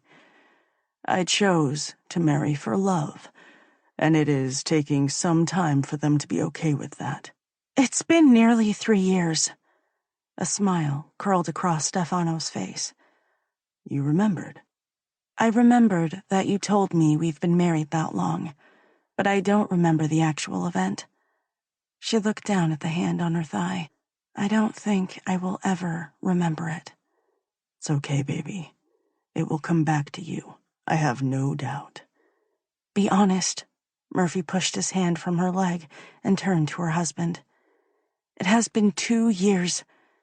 I'm just now getting to the point where I'm able to handle a car ride without panicking. I still can't handle silence. I want to try to get my memory back, but I'm not sure it's ever going to happen. And I'm not sure you want it to. Hey. Stefano pulled her awkwardly over the center console, settling her on his lap as her ass honked the horn. Great. Now your parents are going to think I'm some hussy that allowed you to fuck me in their driveway. Let them think what they want. We both know you don't allow me to do anything because I take what I want from you. Murphy groaned as her belly twisted into a knot. She wasn't sure if the knot had more to do with the words or the thought of him taking pleasure from her. And now I have to go into your parents' house, all turned on. You're changing the subject. I was hoping you weren't going to notice that. Well, I did. Do you honestly think I don't want you to have your memories back? I don't know. It was a thought that was put into my head, and I can't shake it. Alaska planted the thought? I knew I should have taken care of that woman years ago. Stefano! You make it sound like you're going to kill her.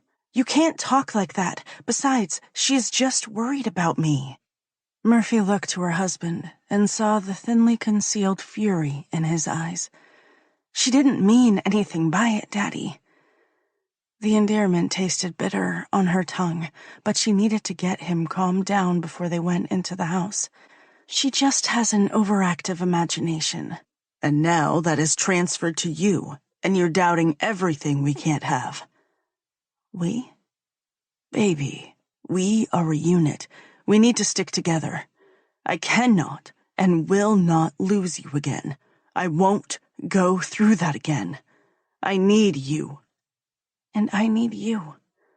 She rested her head on his shoulder and reveled in the feeling of his arms wrapped tightly around her middle. I love you, Stefano. I love you too, baby. He let them sit like that for a few minutes before tapping the top curve of her butt as he pushed his car door open. As much as I would like to hide out here with you all day, we have things we need to do. My father wants to talk business, and I have to comply. Gripping his arm as he moved to put her outside the car, she caught his eye. Sir? Yeah, baby. I want to remember. Stefano's face softened a second before he pulled her tightly into his chest once more. I know, baby. But all the attempts we've made to do this in the past haven't gotten us anywhere. And I'm scared to get your hopes up. But I want to remember. No, I need to remember.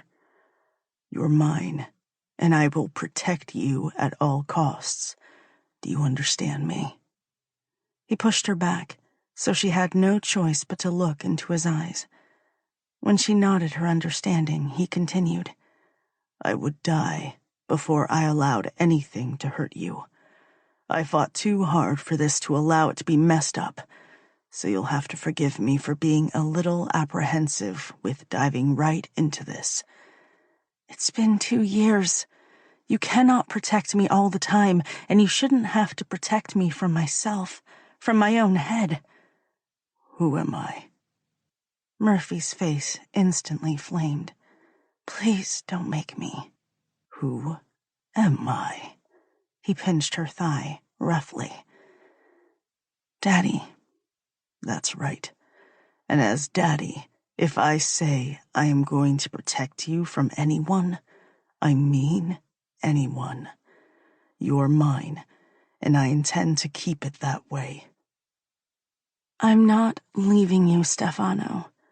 Murphy watched as something crossed his face, raising the hair on the back of her neck. I just want to remember our wedding day and the original love I had for you. But what if the memories of the accident haunt you? I can't protect you from those if we are successful in getting your memories back. I have to protect you. She hated giving her fears a voice, but she had to. You weren't able to protect me the first time, and I will be forever tortured by that. No, that's not what I meant. Murphy grasped his face between her palms. I'm not bringing it up to hurt you. I'm bringing it up because I have a need to try. I know, but you have to trust in me. Your current doctor thinks it isn't a good idea to pursue this, but I will do this for you. You will? Bouncing in her husband's lap earned her a groan and a swat to her ass. Sorry. Don't interrupt. I will find more doctors. We'll get more opinions, see what they have to say, and then we will go from there. The two of us will make an informed decision. Before you say it, I know. We've gone through this process before. I took the lead on that one because you were still so fragile. This time, we will do it together. Really? We're going to do it together this time? Of course we are. It's how we should have done it from the beginning. But I let my fear get the best of me. Not this time, baby. Thank you, Daddy. You're welcome, little girl. Standing from the car, she waited for her husband to take her hand and lead her up to the door. As they were standing there, waiting for the maid to answer the door, the guilt clawed at her throat. Using his titles to get what she wanted was wrong on so many levels, but for the first time in the last 2 years, she didn't feel like her world was closing in on her. For the first time in as long as she could remember, literally, she saw hope on the horizon, and she hadn't realized until that moment just how much she needed that hope. He was about 8 years old in that photo. He just won the junior spelling bee. We were so proud of him. Stefano's mother said as she glided into the living room and saw the picture Murphy was looking at. It's so weird to see him as a child. The man I know and love isn't this little boy. She shook her head as she turned away from the photo. Part of me feels like I'm missing a big part of who he is.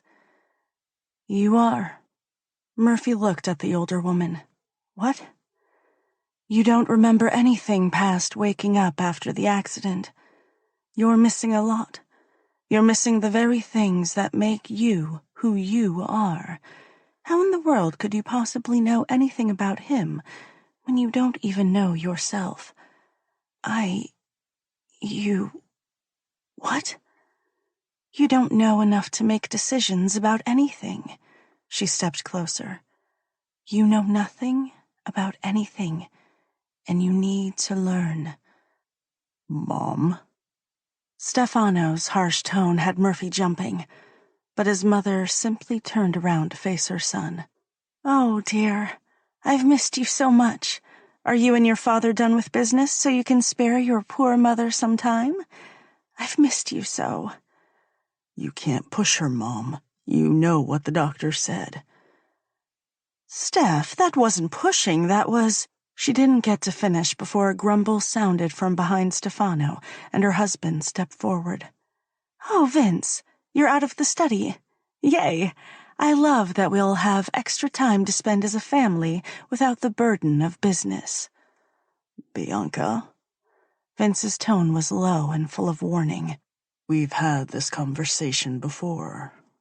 Oh, Posh, I was just talking to the girl. Bianca spared the slightest glance to her daughter-in-law. It's really nothing. Murphy saw a look pass between father and son. Stefano was furious, while the look in Vince's eyes was more of a concerned look than anything. Without breaking eye contact with his son, Vince spoke to his wife. My office now, Bianca. Eyes wide, the woman in question looked between her husband and son. What? My office now. Vincent, you must be joking. We have company. Bianca took a step back. Do not make me repeat myself or chase you for that matter. Vince's face was grim. Go to my office. I cannot allow you to put all of this at risk like this without repercussions. Murphy gasped as she looked to her husband, her eyes wide with realization. Stefano simply looked at her and gave her a single nod of his head. Her mother-in-law was going to be spanked. Vince, really, this isn't necessary. Murphy stopped short when she was pulled into her husband's arms. This is not your place, Murphy Louise. This is between a man and his wife. He whispered the words, but there was no doubt that his parents could hear, and it set her face aflame. Bianca. Vince stepped to the side, his arm outstretched towards his study. Stefano, you know it was a simple conversation between mother and daughter-in-law, correct? No. Stefano stepped forward and got into his mother's face. What I know is that a woman who is supposed to have my back is sitting here getting my wife to second-guess everything we have. I expect this from her friends. That is their job. This is not your job. I'm a concerned mother. Bianca's eyes teared up. You're sticking your nose where it doesn't belong. Murphy's heart went out to the other woman. She was only doing what any mother would do in this situation, and God only knew what the relationship between the four of them was like before the accident. Not able to take the scene playing out in front of her any longer, Murphy let her eyes drop to the floor. Bianca, now, baby. Vince's voice was soft and almost mournful. Before you make it worse for yourself, love. Bianca gave Murphy one more glance before she went to her husband, took his hand, and allowed him to lead her down the hall to the study. The sound of the heavy wood door closing behind them had Murphy jumping. Baby. The endearment she'd heard fall from his father's lips just a few moments ago sounded forced coming from Stefano. He's not really going to punish her for being concerned for me, is he? Grasping her chin, Stefano forced her to look him in the eyes. He is punishing her for putting her nose where it doesn't belong. Most importantly, because she knows how fragile a balance this is. You are, and her saying the things she did was unacceptable. Anger rose in her, and she was growling at her husband. I'm not fragile. You talk to me in that tone again, and I will show you exactly how fragile you are as I take a cane to your ass. You wouldn't. Keep it up, and I will march you right into that office, borrow a cane, and show you and anyone else who cares to pay attention. A cane. Murphy's stomach dropped to her toes. She hated the cane. It was harsh, and the look on her husband's face when she reacted to it was not that of the kind man she knew. I guarantee that's what she's getting right now. That's the only quiet implement kept in that office. Everything else is meant to make noise and draw attention, to make her think the hired help can hear the punishment, heighten her embarrassment. That's horrible. Is it? Stefano arched a brow at her. You like that little element of embarrassment when I add it? Yeah, for play, not when you are actually punishing me. Punishment is intimate and personal. It isn't supposed to be for anyone else. You and I, and that's it. That's not how it's always done here. Murphy pulled her chin from his hand and moved to the couch. She hated being here on a good day, knowing that a concerned mother was being punished in the other room for doing what any woman worth her salt would do. I don't like it. You don't get a choice here. We will sit, wait for my father to come back, and shortly after, my mother will join us, and we'll have dinner. Easy as that. That was easy for him to say. Murphy already felt the heat creeping into her face. She couldn't imagine what it was going to be like when she had to face the poor woman again. "Let's go home, please." "No. Dad and I aren't done talking yet, and you heard how much Mom was looking forward to dinner with all of us." "The last thing that woman is going to want to do is sit at the dining room table with a group of people who know what just happened. Do you know how embarrassed she's going to be? How uncomfortable those chairs are going to be for her, especially if he is using the cane."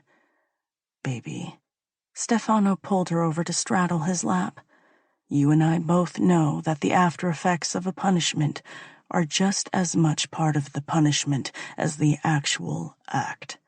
If they didn't want us to stay, my father would have said good night to us before he left the room." "I don't like this." "And I don't like that my own mother is putting these thoughts into your head." "Please." "No." Stefano pinched the side of her thigh. "We are done talking about this. Now, change the subject before I decide you need the same treatment." Murphy chose silence.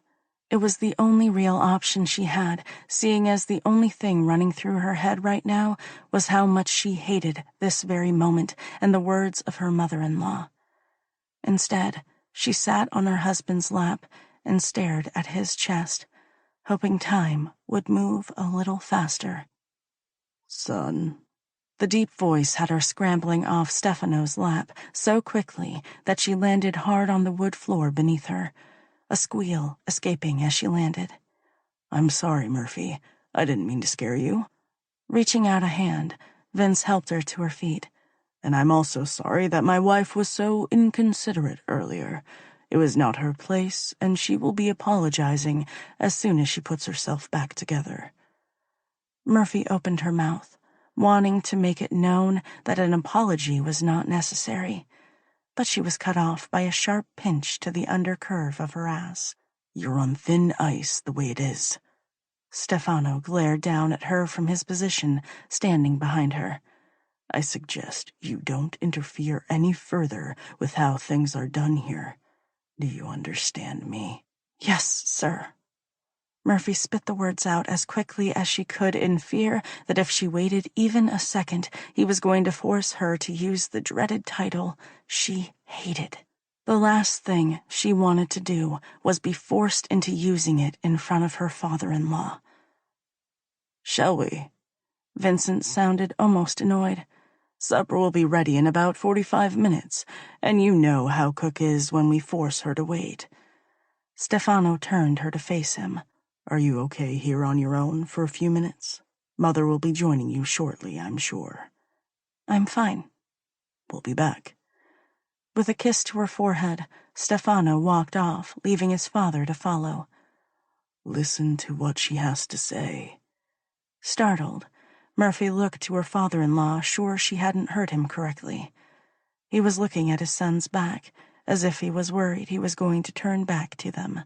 "She took a beating to get you this message, so you need to listen to her." Vincent turned to her to deliver his final words. "Listen to her, and take it to heart."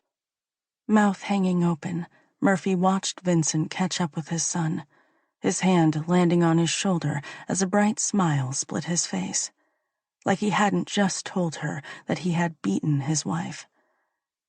She sat heavily on the couch, trying to muddle through the words bouncing around in her head. If he was going to allow Bianca to have the same conversation with her again, then why in the hell did he spank her to start with? "Murphy?" The voice that called her name was much stronger than she expected. She expected a quiver or a vein of nervousness, but neither were present.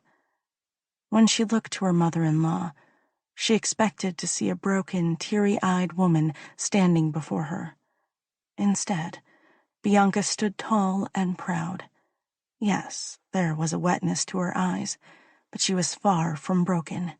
If anything, she was more determined than ever. "We need to talk, but we can't now and not here." Letting her head drop, she kept talking, the tone of her voice contradicting her subdued posture. He can see us, but he can't hear us in this room.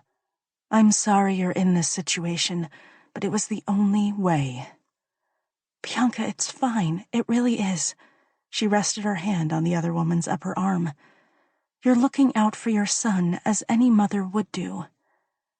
Sighing heavily, she lifted her head. Do you want to go for a walk in the garden? Murphy didn't know what it was, but something in Bianca's eyes prompted her to agree. I'd like that. Let's go.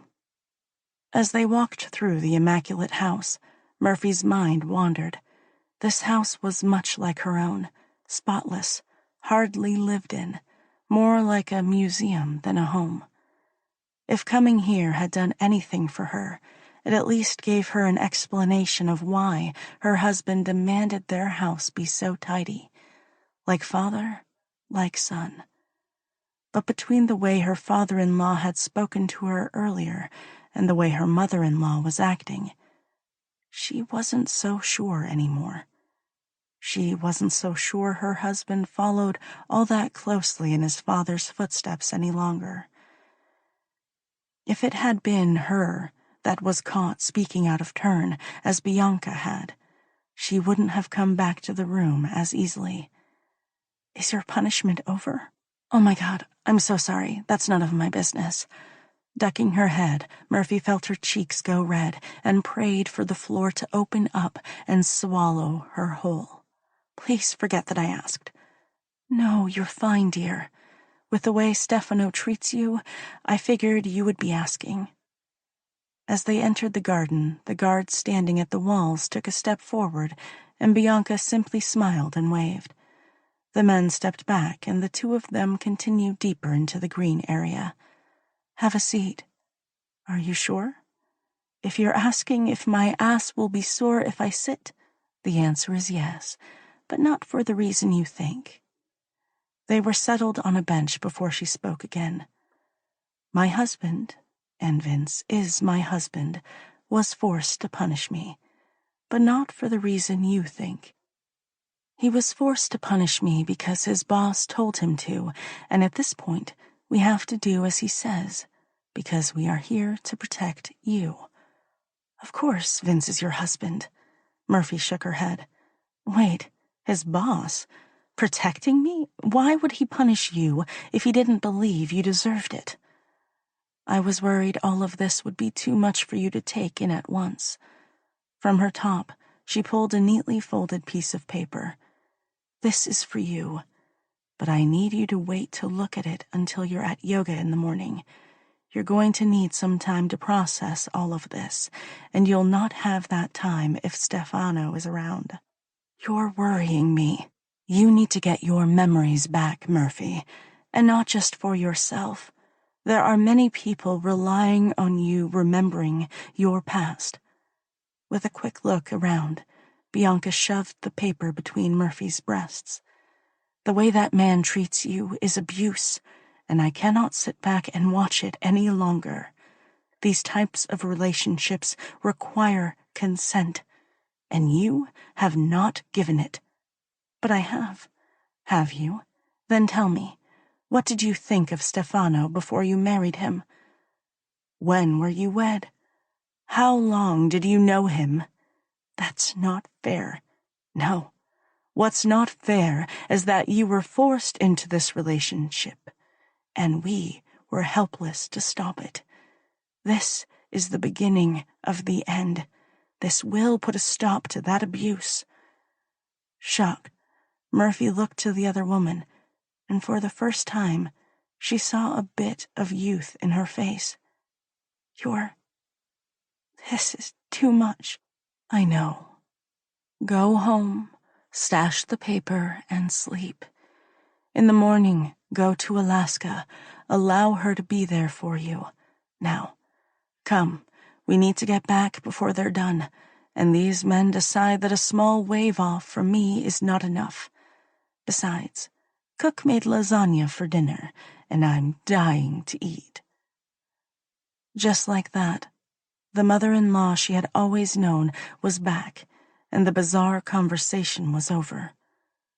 As she stood, The piece of paper between her breast brushed harshly across her nipple. What the fuck was she going to do with it? The idea of tossing it into the trash as soon as they got inside crossed her mind, but it was quickly pushed away. Something inside her needed to see what was on the paper. Did she follow her mother-in-law's instructions and wait until morning, or did she take it straight to her husband? Vince's words popped into her head. She took a beating to get you this message. Listen to her and take it to heart. Before stepping from under the garden's pergola, she adjusted the paper further under her breast. Bianca had taken a caning to get her this information, so following directions was the least she could do. Murphy, come. We can't keep Cook waiting. Coming. Chapter 7. Are you going to tell me why the hell I had to cancel my early class? Alaska grumbled as they sat in the empty studio. I needed you. Pulling the crumpled and slightly damaged paper from her purse, Murphy held it out to her best friend. I have been trying to work up the courage to look at this all night. I didn't get any sleep last night because of this stupid fucking paper. What is it? That's the thing. I have no idea. I've held it up to the light. I've steamed it. Steamed it? I don't know.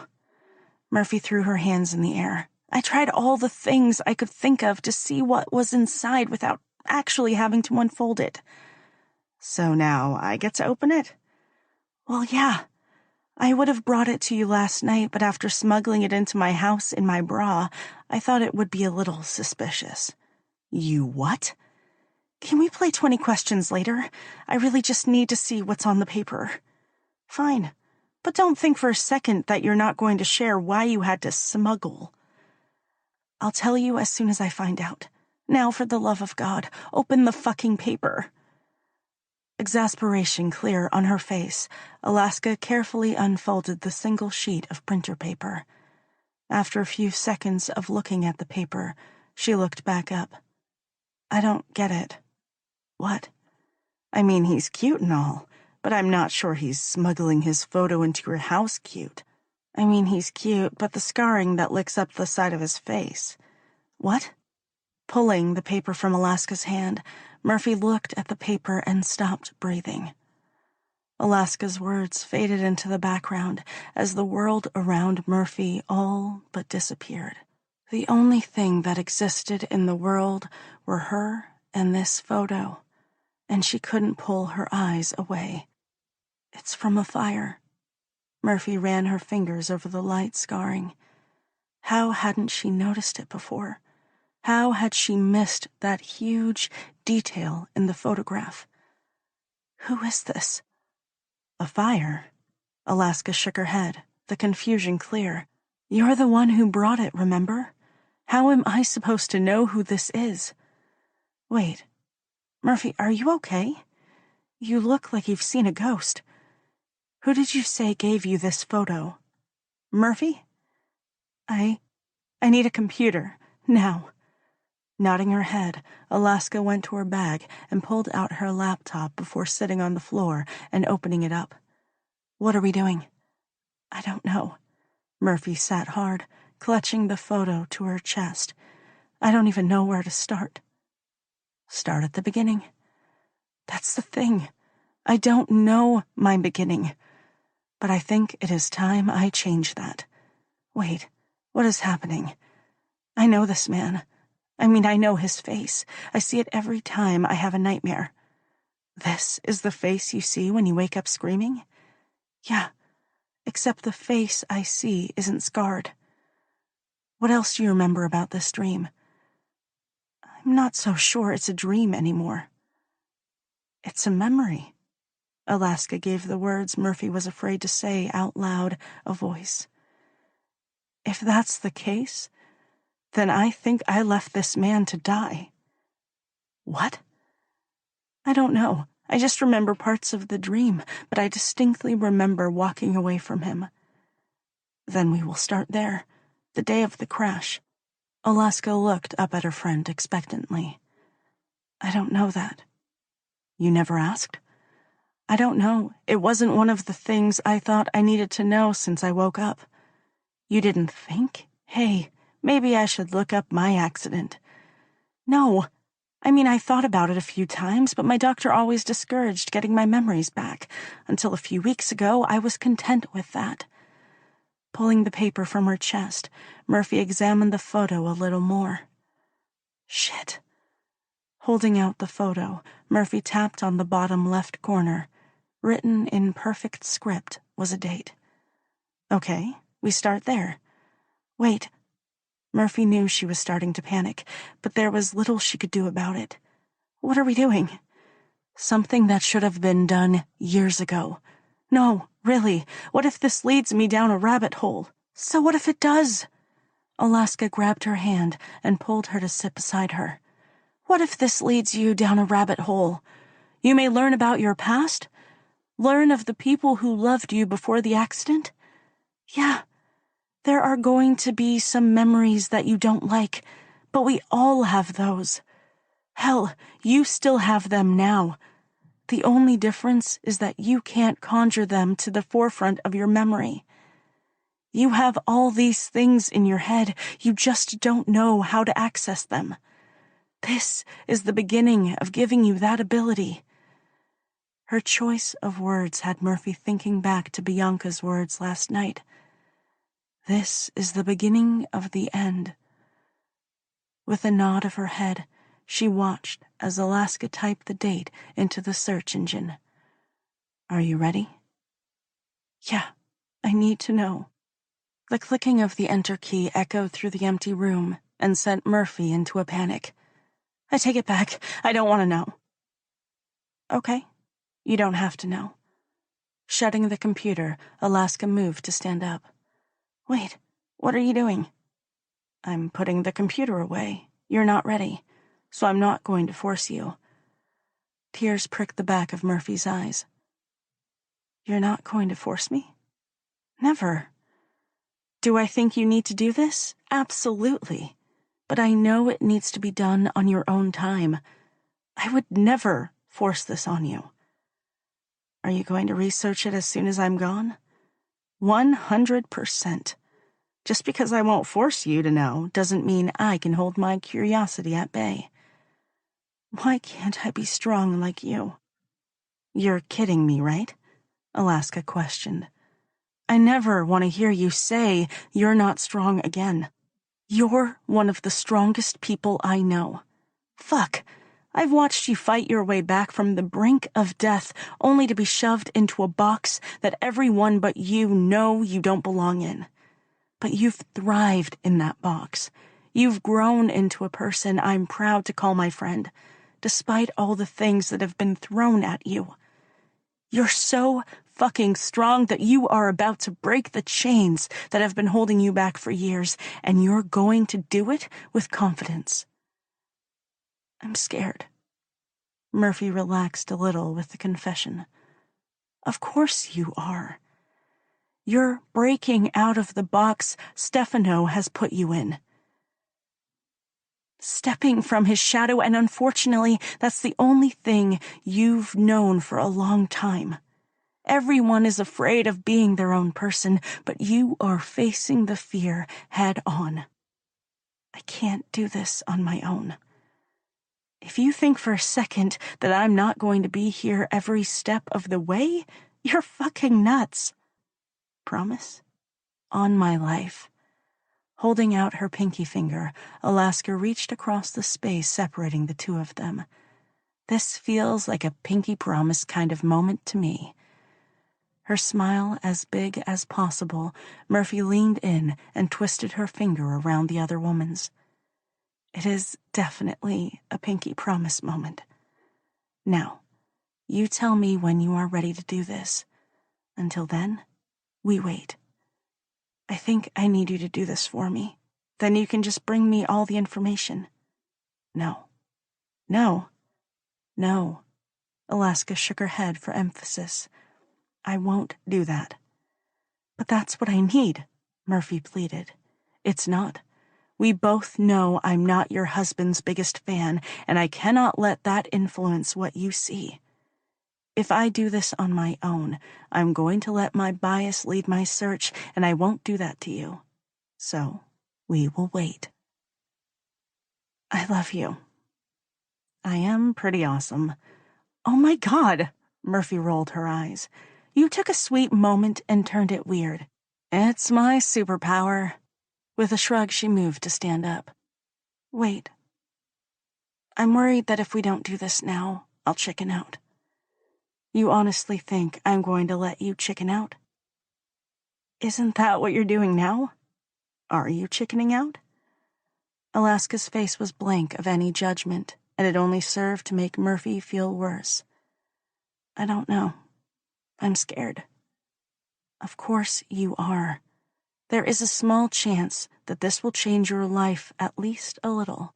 Add in the element of your dynamic and the possible punishment for going behind his back, and anyone would be worried. You don't have to explain your humanity to me. I get it. You need time to think, and you should take it. Okay. Let's do it. Murphy, I wasn't trying to talk you into it. I was telling you that I understand, and I'm telling you that I need to do this now. Murphy moved to sit next to Alaska so she would be able to see the screen. If I walk out the door without looking into this, I'm never going to do it. I love my husband, but you're right. He has a hold on me that no one else does. If I walk out those doors, I'm going to tell him everything, and he will immediately put a stop to it all. I can't have that. I need to know. You're sure? Open the computer, Alaska Jane. I need to know. The next hour was spent searching the date and clicking links. There were tears, gasps, and goosebumps. A roll of toilet paper replaced the tissues when they were gone, and a numb feeling took over Murphy's body. This is wrong. This isn't my story. It can't possibly be me. Murphy stood and started pacing the room. If it was me, I would remember it all after reading it, right? Honestly, I'm not sure. I don't know how brain injuries work. It's like I'm reading someone else's story. I feel for the woman whose life was destroyed, but I don't feel like it was me. Snapping her fingers, she turned to face Alaska. This isn't me. This woman died. Murphy threw her hands in the air. I look pretty damn good for a dead woman. Maybe we clicked the wrong link somewhere. Alaska agreed as she shut the lid to the laptop once more. But what? There is a but in there somewhere. I can hear it. What's the but? Alaska shoved the computer into her bag. How many women do you know named Murphy? It is a possibility. A chirping in her bag pulled her attention away, and she held up a finger to her friend. Hold on, I got a text. Baby, your car is waiting outside. Are you okay? I'm fine, just got carried away in conversation with Alaska. I'll be right out. Love you. Love you too. Shoving the phone back into her purse, Murphy gathered her things. I have to go, but will you bring your laptop with you to coffee tomorrow? We can start at the beginning again and see what else we find. Maybe we'll fall down the correct rabbit hole this time. Of course. Normal time and place? Do we ever change it? For the first time since picking up her phone, Murphy looked to her friend. Hey, is everything okay? Yeah, I just think the story got to me a little, but I think you're right about us going down the wrong path with the research. Right? Didn't even mention the man in my dreams. Anyway, I have to go. Love you. Love you too. Alaska watched her friend bounce out of the studio and had to hold back the urge to call out for her to come back. Something about the last hour didn't sit right with her, but she needed answers before she could call Murphy back, and she intended on finding them. Chapter 8. Cross looked out over the lights of the city. Where the hell was she? Was she waiting for him to come? Did she still love him? Want him? No. He couldn't think about that last question. He couldn't head down that path. It would only lead to a dark place. He would find her first, and then he would get answers to those questions. He needed to save her first. Did she need saving? He fucking hated that line of logic. Was it something he needed to consider? Yeah, but he wasn't ready to process it right now. Now, he was on a mission to find her. All the other things would be put on the back burner until he knew, without a doubt, that she was safe. Her safety was always the most important. Cross thought back to the night she went missing. Kiwi, I know you're not happy with me for punishing you, but you know you're not allowed to sulk like this.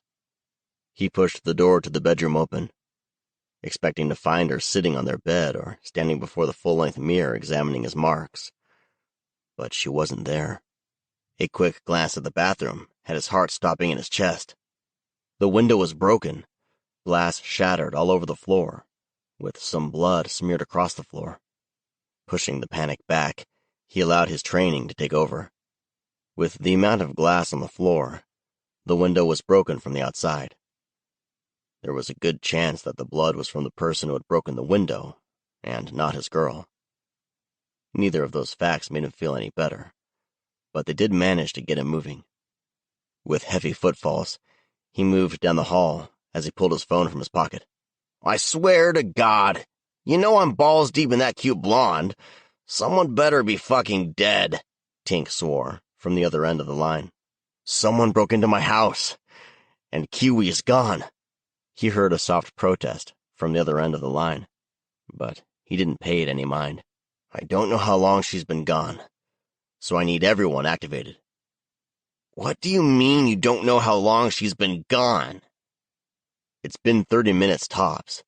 She was waiting for me in the bedroom after a punishment. I was giving her time to gather her thought before we talked.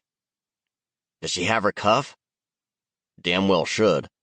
Cross was straddling his motorcycle, waiting impatiently for the garage door to open.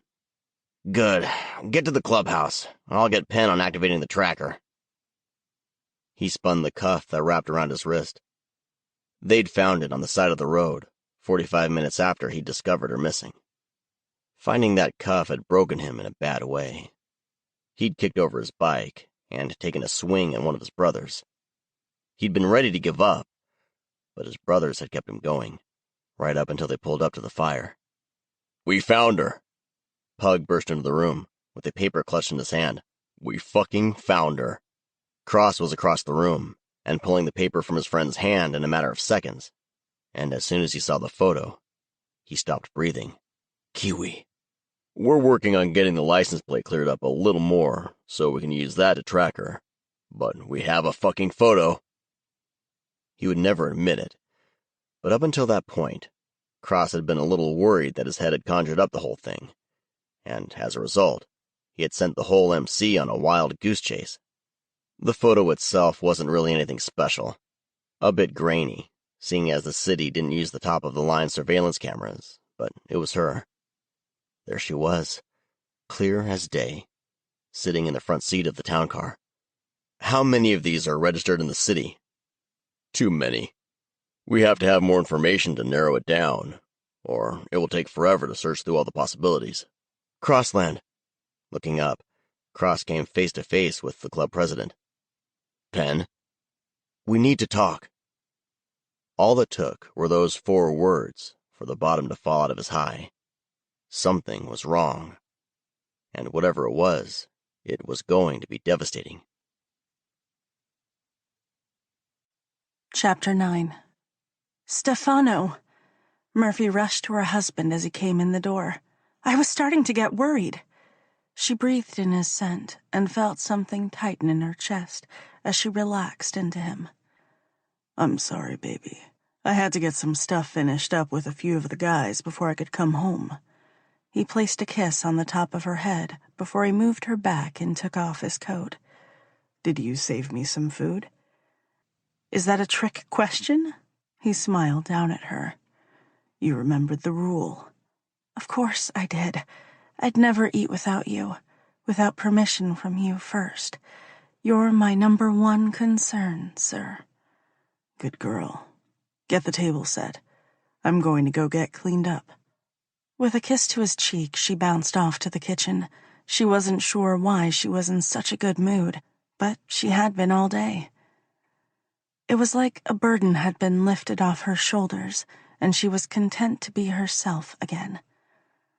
Donning some oven mitts, she pulled the ravioli from the warm oven and carried it into the dining room to set it on the end of the table.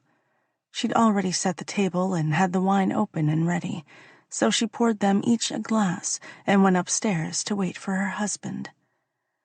I don't care if he's your oldest friend. Take care of him. Sir, the table is set and the wine is poured. Turning to face her as he shoved the phone into his pocket, he opened his arms to her. Come here, baby girl. Holding back the cringe from the name she hated, she walked into his arms. You must be starving, sir. Why are you so formal tonight, baby? Come on. You can call me Daddy. I can do that tonight. Murphy wasn't going to let her mood falter, despite her dislike for the term.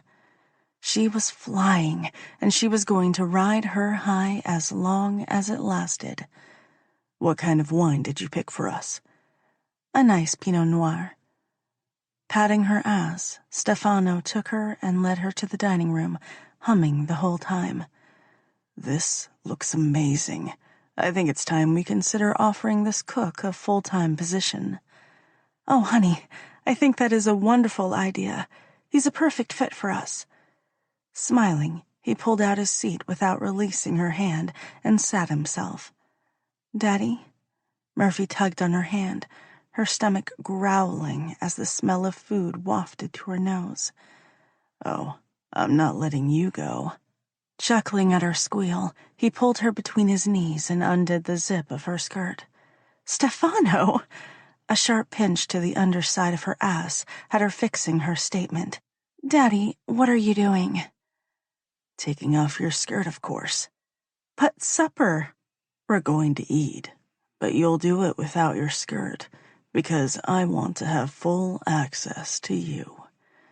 Head bowed, she nibbled on her lip as the fabric of her skirt pooled around her feet, her panties following suit.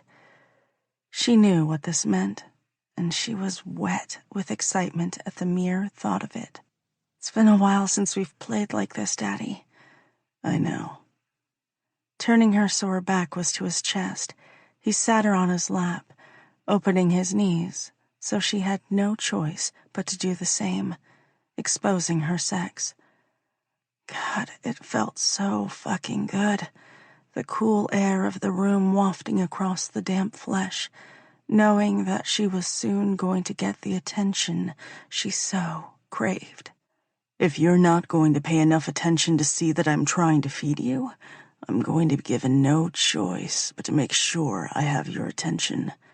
That greedy pussy of yours does not get the attention that should be allotted to me. Do you hear me? I'm sorry, Daddy. It's been too long. I know, baby. We'll remedy that today. Now eat before you earn yourself a punishment.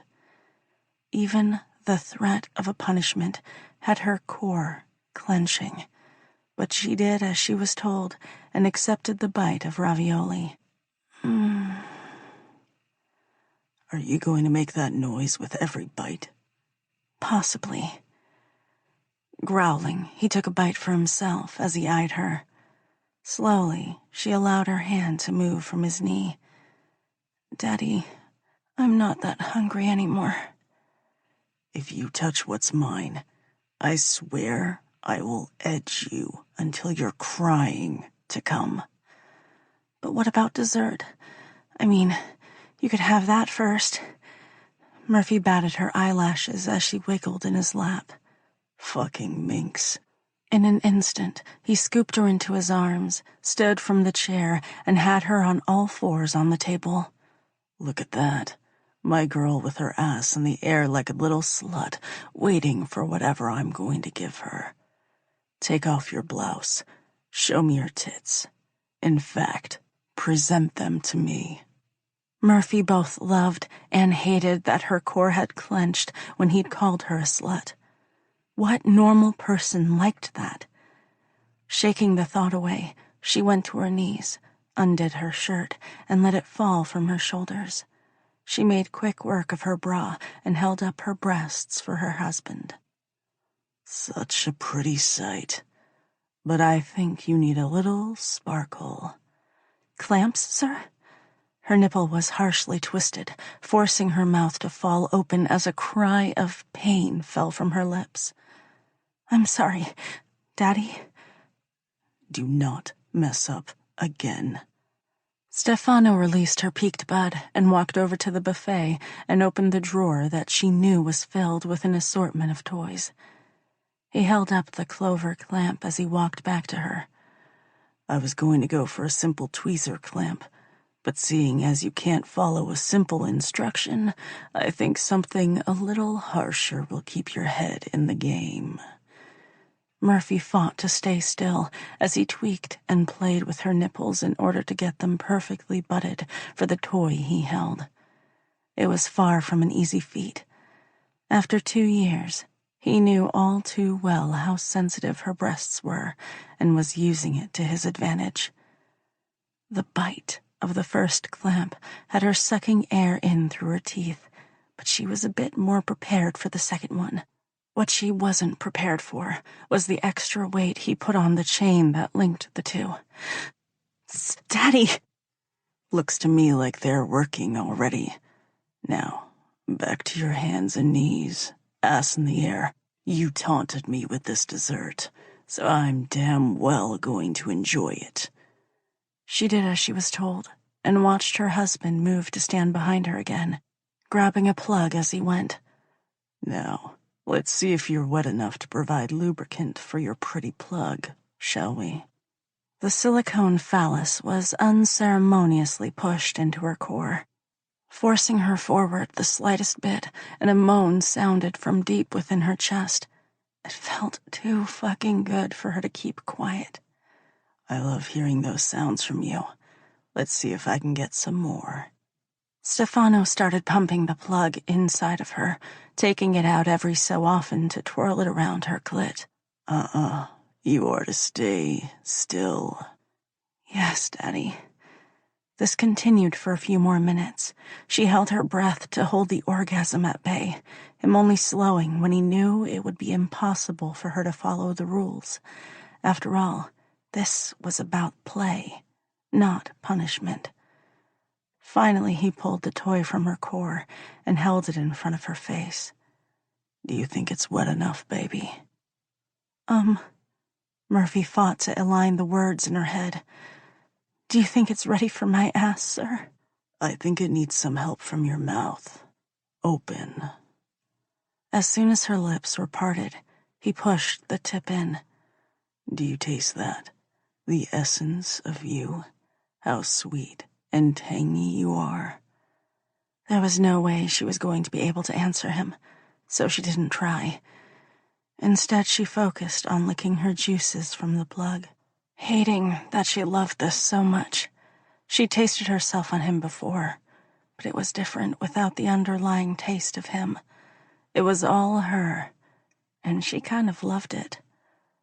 My good girl likes it when Daddy humiliates her. Fuck. Stefano crudely adjusted himself in his pants.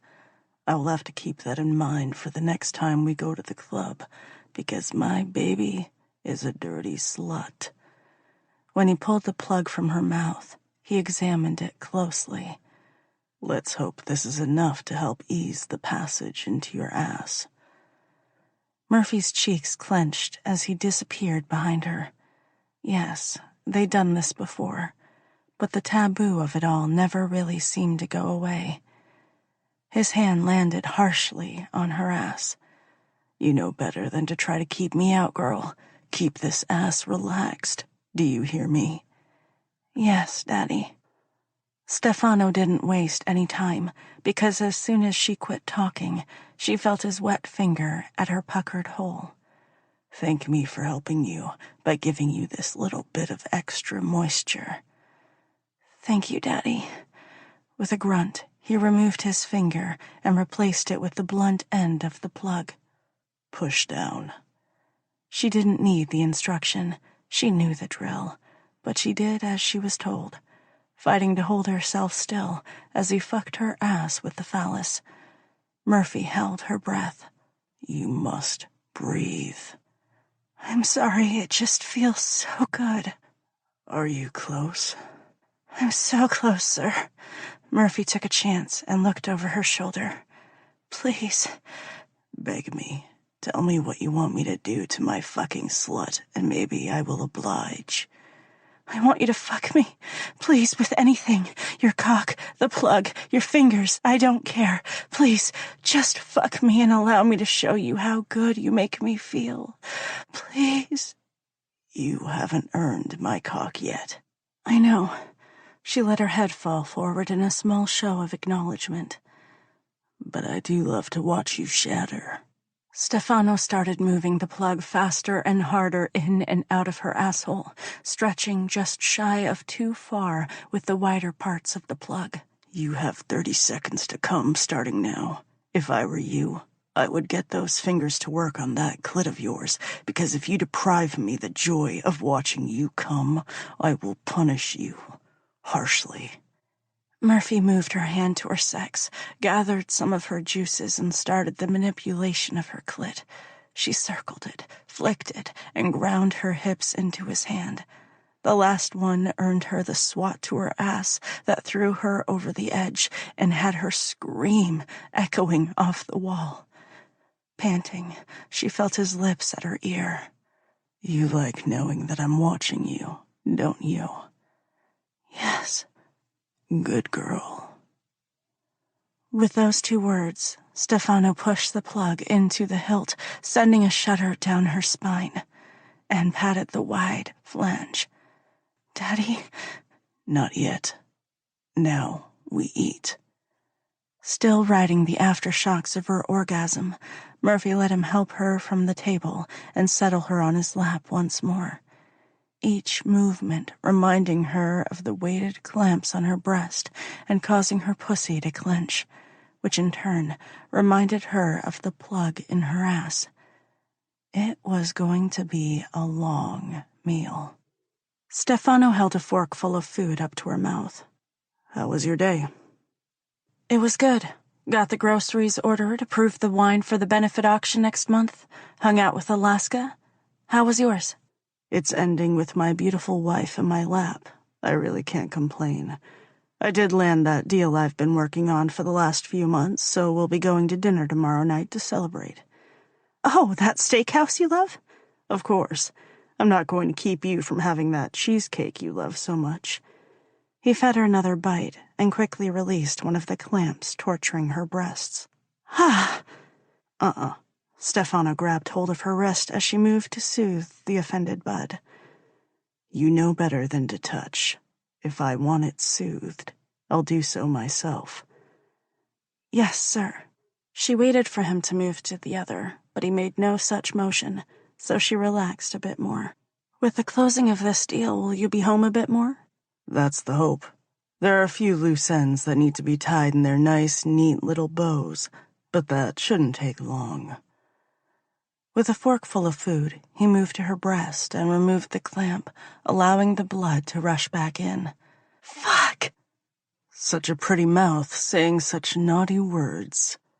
Stefano clicked his tongue against the back of his teeth as he bent and took the abused nipple into his mouth, sucking and soothing away the pain. When he pulled his face away from her breast, she couldn't help but to laugh. You have a bit of sauce on your face. And you have it smeared all over your breast. Your point? You're making a mess.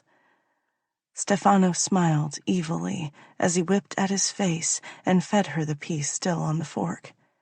And your cunny is making a mess of my slacks. Can't let me win even one, can you? Never. So, Why were you late getting out of yoga this morning? Lost track of time, really. Got to researching the crash and time got away from me. Murphy opened her mouth for another bite, but the fork stayed suspended a few inches from her mouth. Is that bite for you or me? What? Is that bite for me? Her smile died when she looked over her shoulder and saw the thunderous look on his face. Stefano? What made you late? I did a little research on my accident. I tried to. Didn't result in anything because we ended up way off in no man's land. A small scream sounded as she was unceremoniously dumped from his lap. Stefano? Murphy didn't get any further before her upper arm was grabbed and she was wrenched from the floor and spun to face her furious husband. You have exactly one chance to tell me that I misheard you. Tell me you misspoke. Tell me you're lying for all I fucking care, but you didn't fucking do this. Lie to me. She attempted to flinch away, but he didn't let her move. I didn't lie to you, Murphy didn't get to finish, as her arm was released and she was backhanded, sending her stumbling back, crashing into the table. Shut up. Just keep your goddamn mouth shut. Stefano was seething as he took a step away, only to return to her, grab her arm, and pull her down the hall towards his office. Stefano, you're scaring me. I'm scaring you? Are you fucking kidding me? He stopped outside his door and spun her around, only to slam her back against the solid wood and pin her in with his arms. You put everything at risk. Everything I've worked towards in the last 2 years. Everything I've done. Why does this scare you so much? Snarling, he opened the door and allowed her to fall into the room. She was able to stay on her feet, but when he took hold of her arm again, she had to walk double time to keep up. I get it. You're mad I did this on my own. Upset I didn't wait for you, and you have a right to be, but you're overreacting. You think this is overreacting? You haven't seen shit. He pulled his phone from his back pocket and pressed a few buttons before putting it up to his ear. I need someone taken care of. Name's Alaska Valentine. I want her gone by morning. What did you just do? Murphy's heart pounded in her chest as fear clawed at her. That sounded like a hit? Yeah. Well, it's about time you realized what your husband does for a living. Shock had her looking after her husband as he strode away. There was no way. Her husband may be mad at her, but he wasn't a monster. Stefano left her standing in the middle of the room as he went behind his desk. First thing he grabbed was the cane he knew she hated, and then a pair of cuffs. Fear pushed any worry for her friend from her head. Alaska wasn't in any danger, but that may not be the case for herself. He wasn't in the right headspace to safely punish her, too mad to come anywhere near her with an implement. Yellow. He didn't even look up at her. Did you hear me? I said yellow. You have to stop. We need to talk about this, and you need to calm down. You still think this is a kinky game for me? He sneered as he rounded the desk, stalking her. For every step forward he took, Murphy took another back. It's never been a game. It's how we live. I know that. But right now, you're scaring me. Good. You had one fucking job. Be a goddamn wife. That was all you had to do. You got sex, food, love, attention. How was that not enough for you? Stefano. I just needed to keep you. I fucking loved you since the day I saw you, but you just couldn't accept that. You only had eyes for him, but you were promised to me, and I was not going to let you get away. Him? Murphy's back pressed against the wall, the cold surface sending a chill down her spine. I love you. I've always loved you. See? That's the thing. You've only always loved me because it's the only fucking thing you knew. You're too fucked up in the head to remember anything real. So I gave you the memories I wanted you to have. It ended up being easier than the original plan anyway. You just couldn't leave well enough alone." He gave her the memories? Easier than the original plan. Fear coursed through her veins. "You're scaring me." "Good. Maybe then you'll do as you're told, and only that." Grabbing her wrist, he snapped the cuff around one and reached for the other, but she was too quick in moving it out of his reach. "Red." "It doesn't work like that. You don't get to just say a single word, and I'll stop and do as you say. Let me tell you something, Murphy. You are not in charge here. I am. I have always been in charge." "You're too mad for this." Murphy put her hand on his chest, trying to hold him away from her. His heart was pounding, eyes wild, but it was the hitch in the corner of his mouth that scared her the most. "You need to take a step back. Calm down." Stefano simply smiled as he wrenched her wrist away from his chest, forcing her to cry out, and used his body to slam her into the wall. He knocked the breath from her lungs as he did so, but there was no remorse in his eyes. It took minimal effort in that position for him to get a hold of her wrist, and he very quickly got the other cuff secured. Murphy's panic rocketed when he connected a chain to her cuffs. "No, I said red. You have to honor that. You have to stop." When he didn't stop, she pulled back. "Stop! I'm not agreeing to this." Stefano kept moving, not even bothering to look at her. Terrified, she let her legs go out from under her, hoping the dead weight would be enough to stop him. But he didn't seem to notice. He simply kept walking, dragging her by the metal cuffs he'd wrapped around her wrist. The warm metal cut into her wrists, causing her to renew her efforts. She had no choice but to start kicking and hoping she made contact with something, anything, to get him to stop. "Stand up," Stefano demanded, shifting to avoid a kick aimed at his knee. "Stop that shit and stand the fuck up." "No, not until you stop and calm down. This isn't okay. I've called a stop to it. I've said red." "And I told you a long time ago that we don't have safe words. Now get up." "Let me go. Just let me go, and I won't tell anyone. I won't go to the police or anyone. Just please." "You may want to save the begging for later. You're going to need it." "Don't do this." "Are you going to stand up and take your punishment?" "No, I don't agree to this. I'm not consenting in any way." "Then we'll do it this way." Reaching behind him, he pulled out the cane he'd gathered earlier and set it beside him on the floor. "Don't do this," Murphy pleaded. She fought him as he rolled her onto her belly, but it was no use.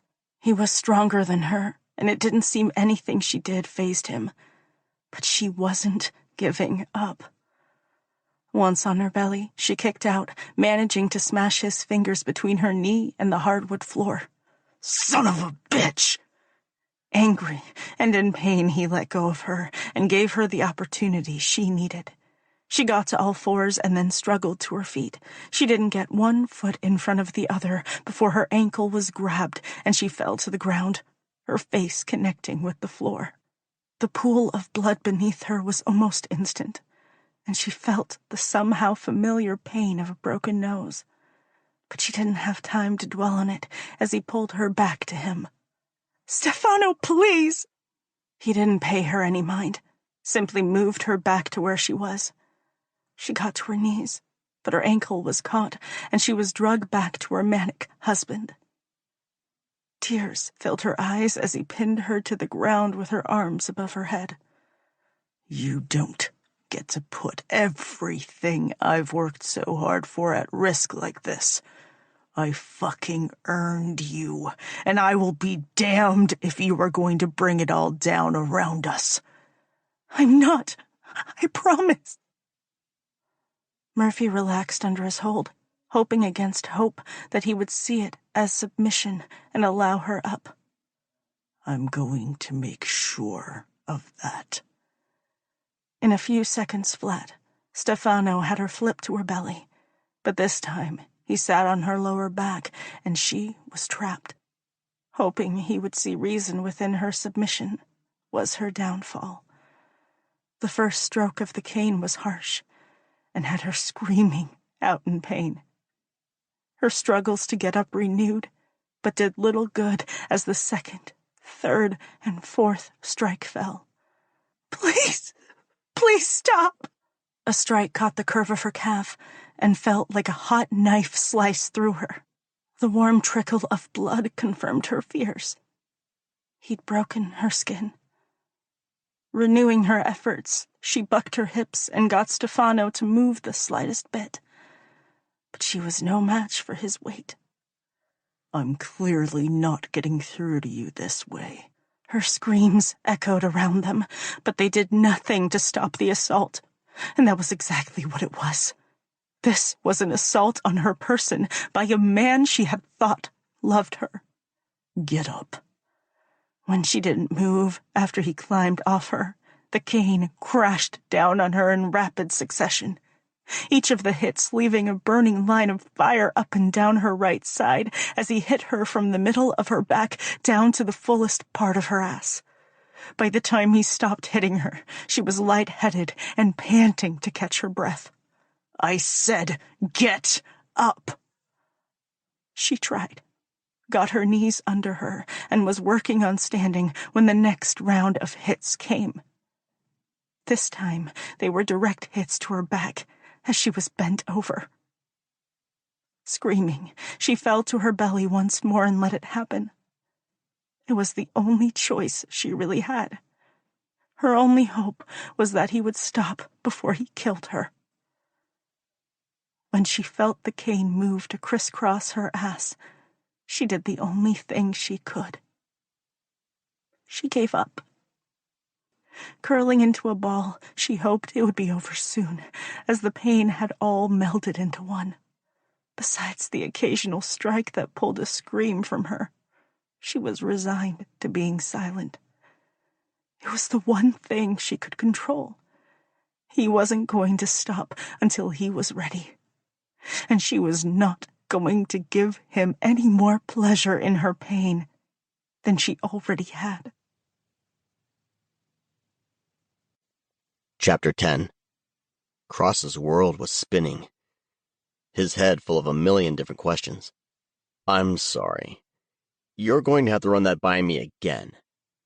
She's alive, and we've known the whole time, Penn repeated, his voice never faltering. His eyes locked with Cross's. The need to jump over the desk that separated the two of them was damn near overwhelming, but he needed his questions answered before he killed the fucker. Why? Are you ready to sit there and listen to what I have to say? Or do you need a few minutes? If you don't start talking, I'm going to hurdle this desk and beat your face in. So you decide which path you want me to take. Penn nodded his head. I know this is hard. Before he could stop himself, Cross was out of his chair, and his fist had connected with the smug fucker's face. He was immediately grabbed and held back by the other men in the room, but the gesture was unnecessary. The single punch had been enough to satisfy his need for the moment. Don't fucking sit there and act like you know how I feel. You have no fucking idea. You've never mourned the loss of the love of your life, only to find out that the men you call your brothers have been hiding her from you. You don't know shit. Nothing. Let him go.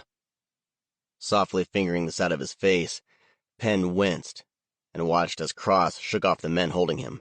I know you're not happy with me, but this is the only solution we could come up with on such a short notice.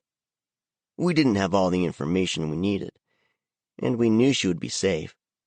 This is not an excuse because, well, frankly, I don't need an excuse. We did what we should have done.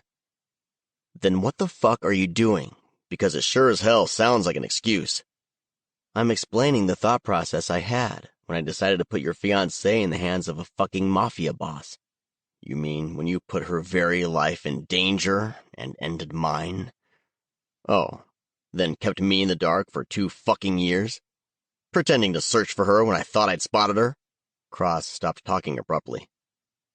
How many times did I see her, thinking my mind was playing tricks on me?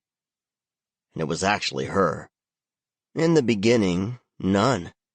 But as time went on, he took her out in public more and more, and there were a few times that the two of you crossed paths. So what makes this time any different from those others? Why, after all this time, are you telling me the truth? We've gathered all the evidence we needed. We're ready to move forward. So, my life can come off of hold now? Cross threw his hands in the air. How generous of you. Don't expect me to say thank you, but I need you to tell me why. Why now? Because someone else saw her too? Finally get sick of playing with my life?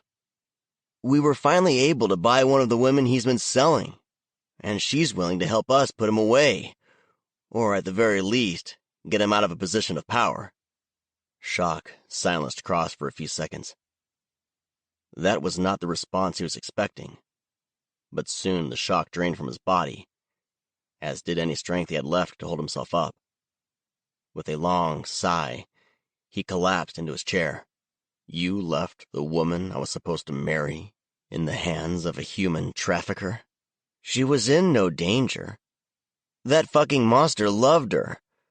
Always has in his own messed up way. What Stefano felt for her was never love. It was an obsession. He stood again. A need to have something that didn't want him back. Just another toy that he wanted solely because he was told he couldn't have it. You're right.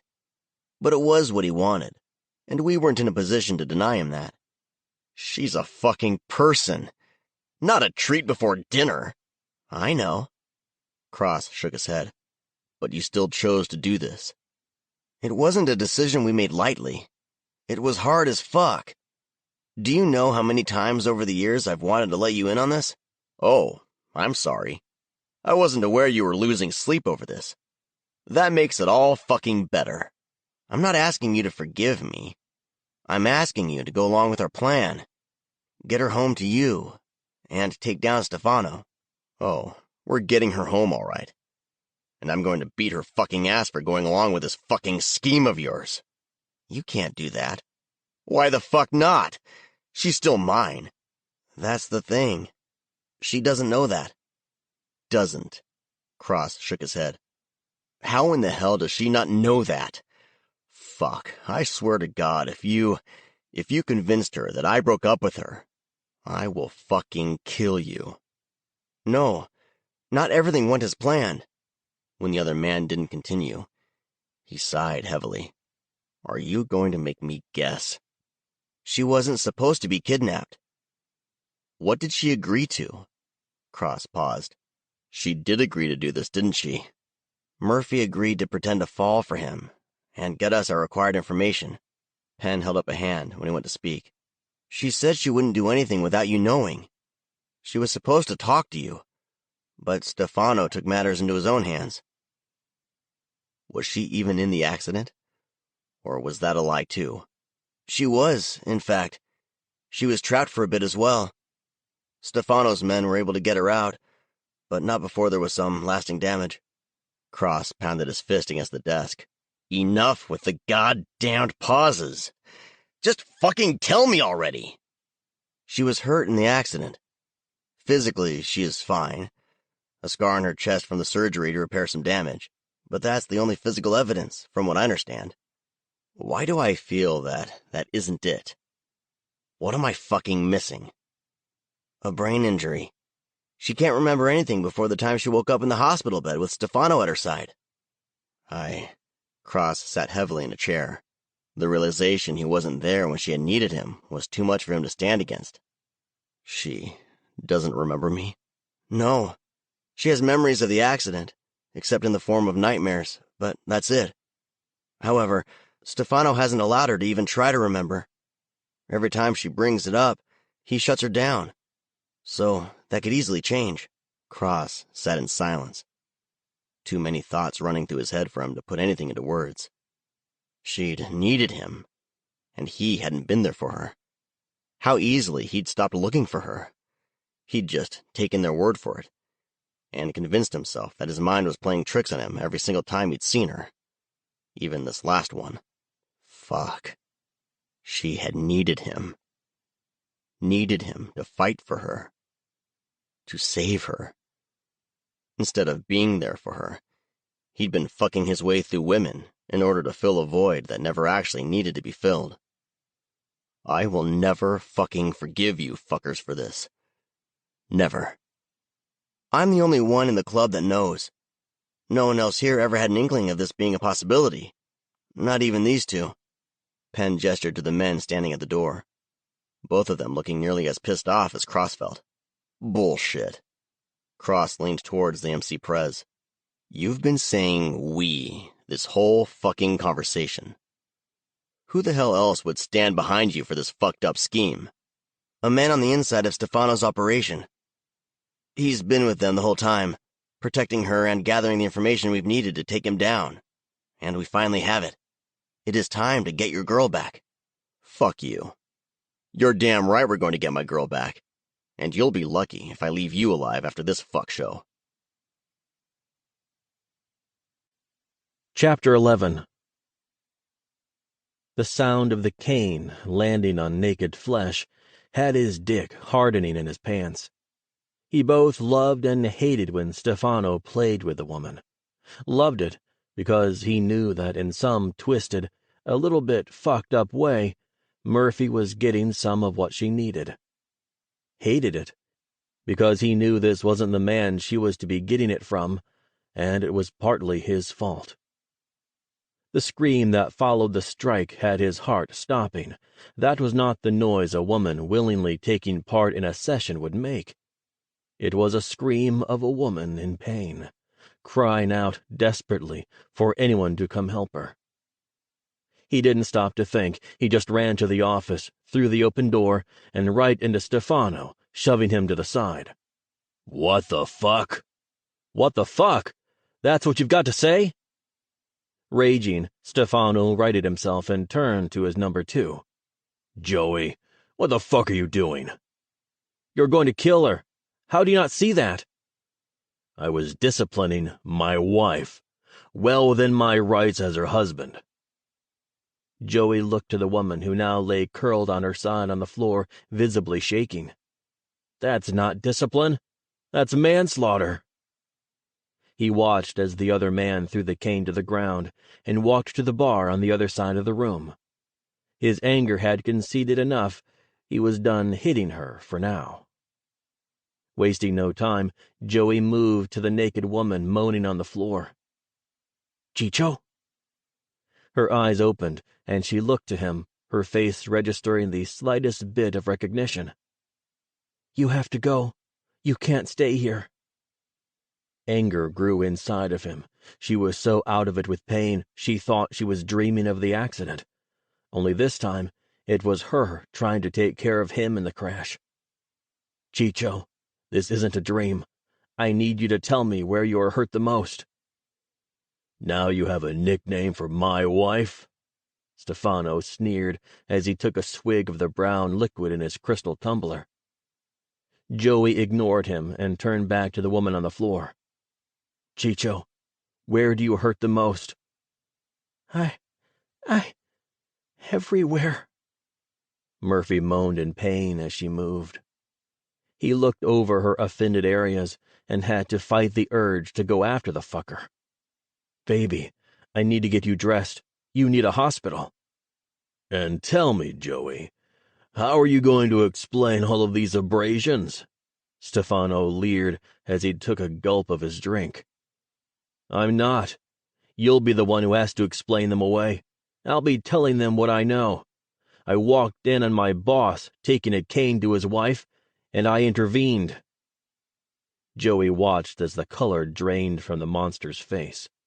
"Help me get her dressed." "No, please, no hospital. Just call Doc and he can fix me up," Murphy pled as she moved to get up. Joey placed a hand on her shoulder and shook his head before looking back at Stefano. He wasn't sure if the man was more worried about the thought of taking her to the hospital or of having to explain to the very protective doc what had happened. Stefano Rossi may have been a mafia boss, but he wasn't a stupid man. He knew many of his men hadn't liked the choices he'd made or the direction he'd taken the family. Hell, half the men were still there out of loyalty to the woman now curled on the floor, and the other half were there simply because they didn't think there was a way out. He knew his organization was falling apart around him. He'd said it to Joey many times, but what he didn't know was just how close that crumbling foundation was to his feet. At that moment, the whiteness of his face gave away just how worried he was. "Take her upstairs. I'll call a doctor and get him here. You get her set up in bed." Stefano turned from the two of them and fished his phone out of his pocket. Taking the dismissal for what it was, Joey scooped up the battered woman, trying his damnedest not to make her cry any more than she was already. "Hold on, Chicho. I got you." Pulling the sheet back, he laid her in the king-sized bed and brushed the hair from her face. "I'll be right back." Joey moved to the ensuite bathroom and wetted a cloth as he pulled his phone from his pocket and hit the failure number. "Pen, it's time." "What do you mean?" "He took it too far. She's hurt and we need to get her out." "Joey?" Murphy called from the bedroom. Returning to the bedroom, he went directly to the side of the bed. "It's all right, Chicho. I've called in the reinforcements. They'll be here within the hour, and we'll get you safe again." "Alaska." Murphy moved to sit up, but laid back down when the movement had her grimacing. "We'll call her as soon as we get you safe. She'll want to be there for you." "No, Stefano called someone and told them to take care of her." She closed her eyes and allowed a tear to fall. "I thought he was just being dramatic, but he is a monster." "I know." Joey went back to his phone call. "How many guys do you have?" "Right now, there are 5 of us here." Penn exchanged a few mumbled words to someone else in the room. "We can have more on their way, but they're a couple hours out, and we can't be there for at least another 2 hours. I'm still trying to get Cross to listen to me beyond demanding that we barge in guns ablaze." He paused a second, the heavy sigh giving away just how hard this was for him. "I don't understand. This was supposed to be a go for tomorrow night. Why are you suddenly moving the timeline up?" "I don't know what happened, but he snapped. He hurt her, and I can't leave her here," Joey explained as he looked back to the now empty bed. "Murphy? What the fuck?" Hobbling to the closet, Murphy didn't even stop as she explained. "I have to get to her. I can't find my phone to warn her, and you're not doing anything, so I have no choice. I have to go warn her." "Fuck." Returning to his phone call, Joey continued, "Look, I can't keep her in bed, wait for you guys, and help Alaska all at the same time. Doc is on his way. As soon as he gets here, I have to bounce." "You're just going to fucking leave her?" A commotion sounded from Penn's end of the line, but it was quieted quickly. "You put a hit out on Alaska, and it's my fault that she is even involved in this," Joey growled. "So I'm leaving her here with one of my trusted men and going to save Murphy's best friend's life because when all this is said and done, she's going to need Alaska." "You trust this doc?" Penn asked. "With my life and hers. I also trust that he will read Stefano the riot act, threaten him within an inch of his life, and make sure she is taken care of for no other reason than me telling him to." Joey turned his back from the battered woman. "I'm taking over when we get rid of Stefano, and it's not a well-kept secret. He'll do as he's told and do it happily, because he hates the shit Stefano is into just as much as the rest of us."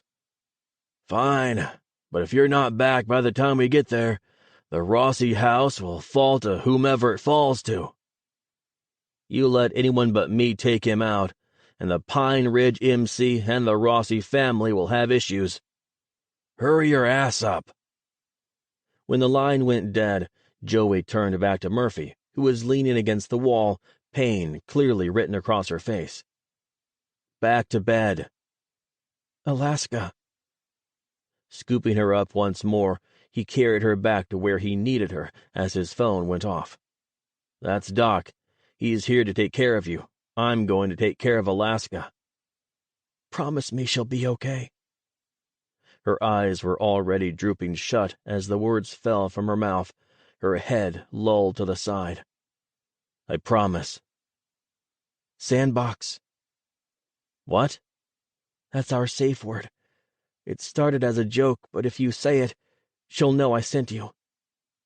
"Okay, rest. I'll be back." Standing, Joey turned and met the old doctor at the door. "Did you put the fear of God into him?" "Bet your fucking ass I did. He knows better than this. Good way to get the cops looking into the family, and our pocketbooks don't have that kind of reach anymore." Doc looked past him to the lump in the bed. "How bad?" "It's bad. Broken skin, guessing there's a bruised kidney or two, bruising all up and down her back, ass and thighs. It's really fucking bad." "You've heard of the hit he put out on her friend?" "Yeah, I'm going to stop that now." "There's no stopping it. He gave it to Tony. You're going to have to go to her and hope your presence is enough. And if it isn't—" "Yeah, I know." Patting the old man on the back, he looked back at the woman one more time and left. He had shit to get done so he could come back and take care of more shit. Maybe pounding on the door that late at night wasn't the best idea, but Joey didn't think about it until he saw the barrel of a shotgun move the curtain over the window in the door. "I don't know who the fuck you are, but I'm not afraid to shoot." God, this woman was going to be the death of him. What had he been thinking when he'd went to bat for her with Stefano? Convincing him that Murphy needed a friend and Alaska was the woman for the job. "You've been thinking with your dick, but we don't have time for that now. Get her calmed down so she doesn't shoot you on the spot." "Alaska, my name is Joey Rossi." "And?"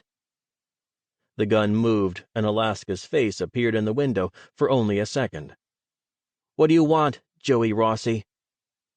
"Murphy sent me. She's worried about you." There was a pause before she looked out the window again. Joey knew the little bit of light illuminating the porch wasn't enough for her to make out his features, but he had a feeling that she was looking past him, making sure he was alone. "She told me to say sandbox." He watched as the woman visibly relaxed and unlocked the door. She held it open for him, just enough for him to squeeze by, and as soon as he was in, the door shut and the gun was leveled on him. "What the fuck happened?" "He hurt her." The shotgun shook slightly, but she recovered quickly and looked him in the eye. It was then that her eyes went wide and recognition hit. "You're the guy from the picture. The guy from the dreams." "I was in the car accident with her, yes." "Tell me." The gun was no longer shaking. In fact, Alaska stood there steadier than ever. "We don't have time." "You're damn well going to make time. That woman has been denied the ability to figure out her past for too long. Tell me." Stepping forward, Joey pushed the gun to the side with his thigh and stepped into her space. The need to wrap his hand around her throat to guarantee he had her attention was near too much to handle, but he managed to refrain. "Stefano beat her tonight.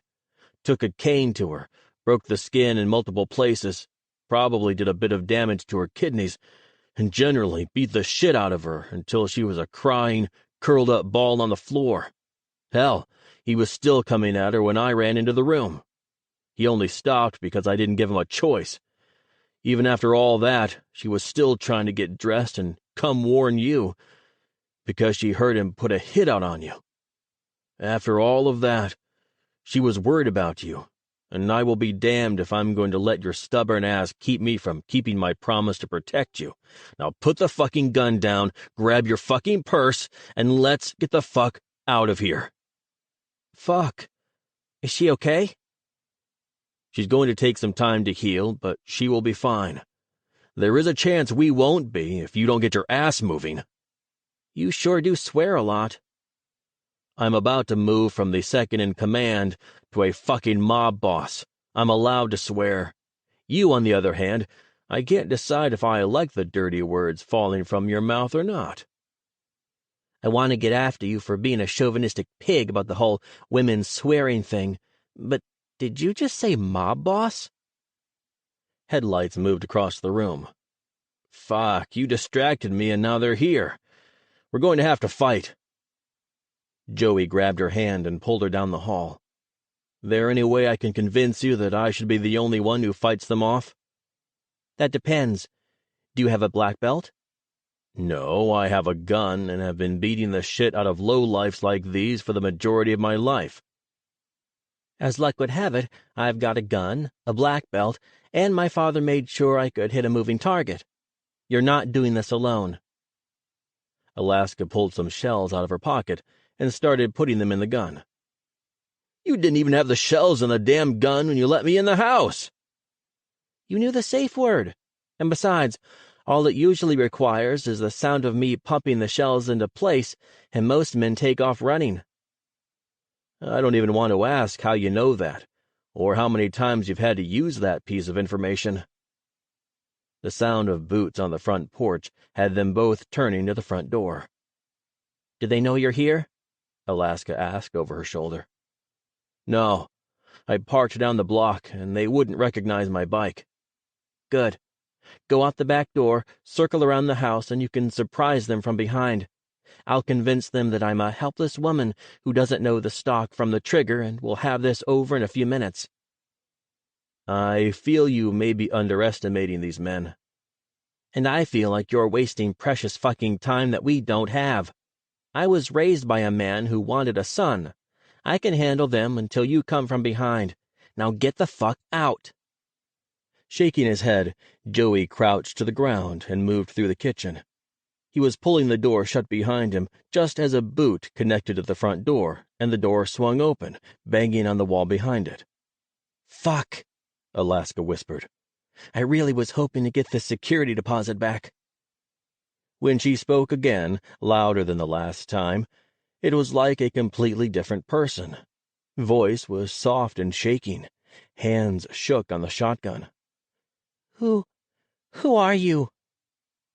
Damn. Even he was a little convinced that she was a soft woman who wasn't going to put up any real fight. And that was just what they needed. Making fast work of going around the small house, he was at the front door in a few seconds, sneaking past the splintered door. "What do you mean?" Alaska stuttered as she met his eyes for only a second before looking back at the armed men. Tony and Crocker. Fuck. Joey would have preferred to not have to kill these two. Hell, he'd thought they were loyal to him. Turns out, he was fucking wrong. Damn it. He'd made it clear this morning that no orders from Stefano were to be carried out until further notice. Who else did he trust that had secretly been playing both sides?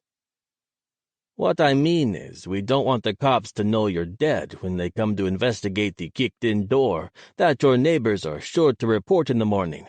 So, get in the fucking car so we have more time to make this slow and painful."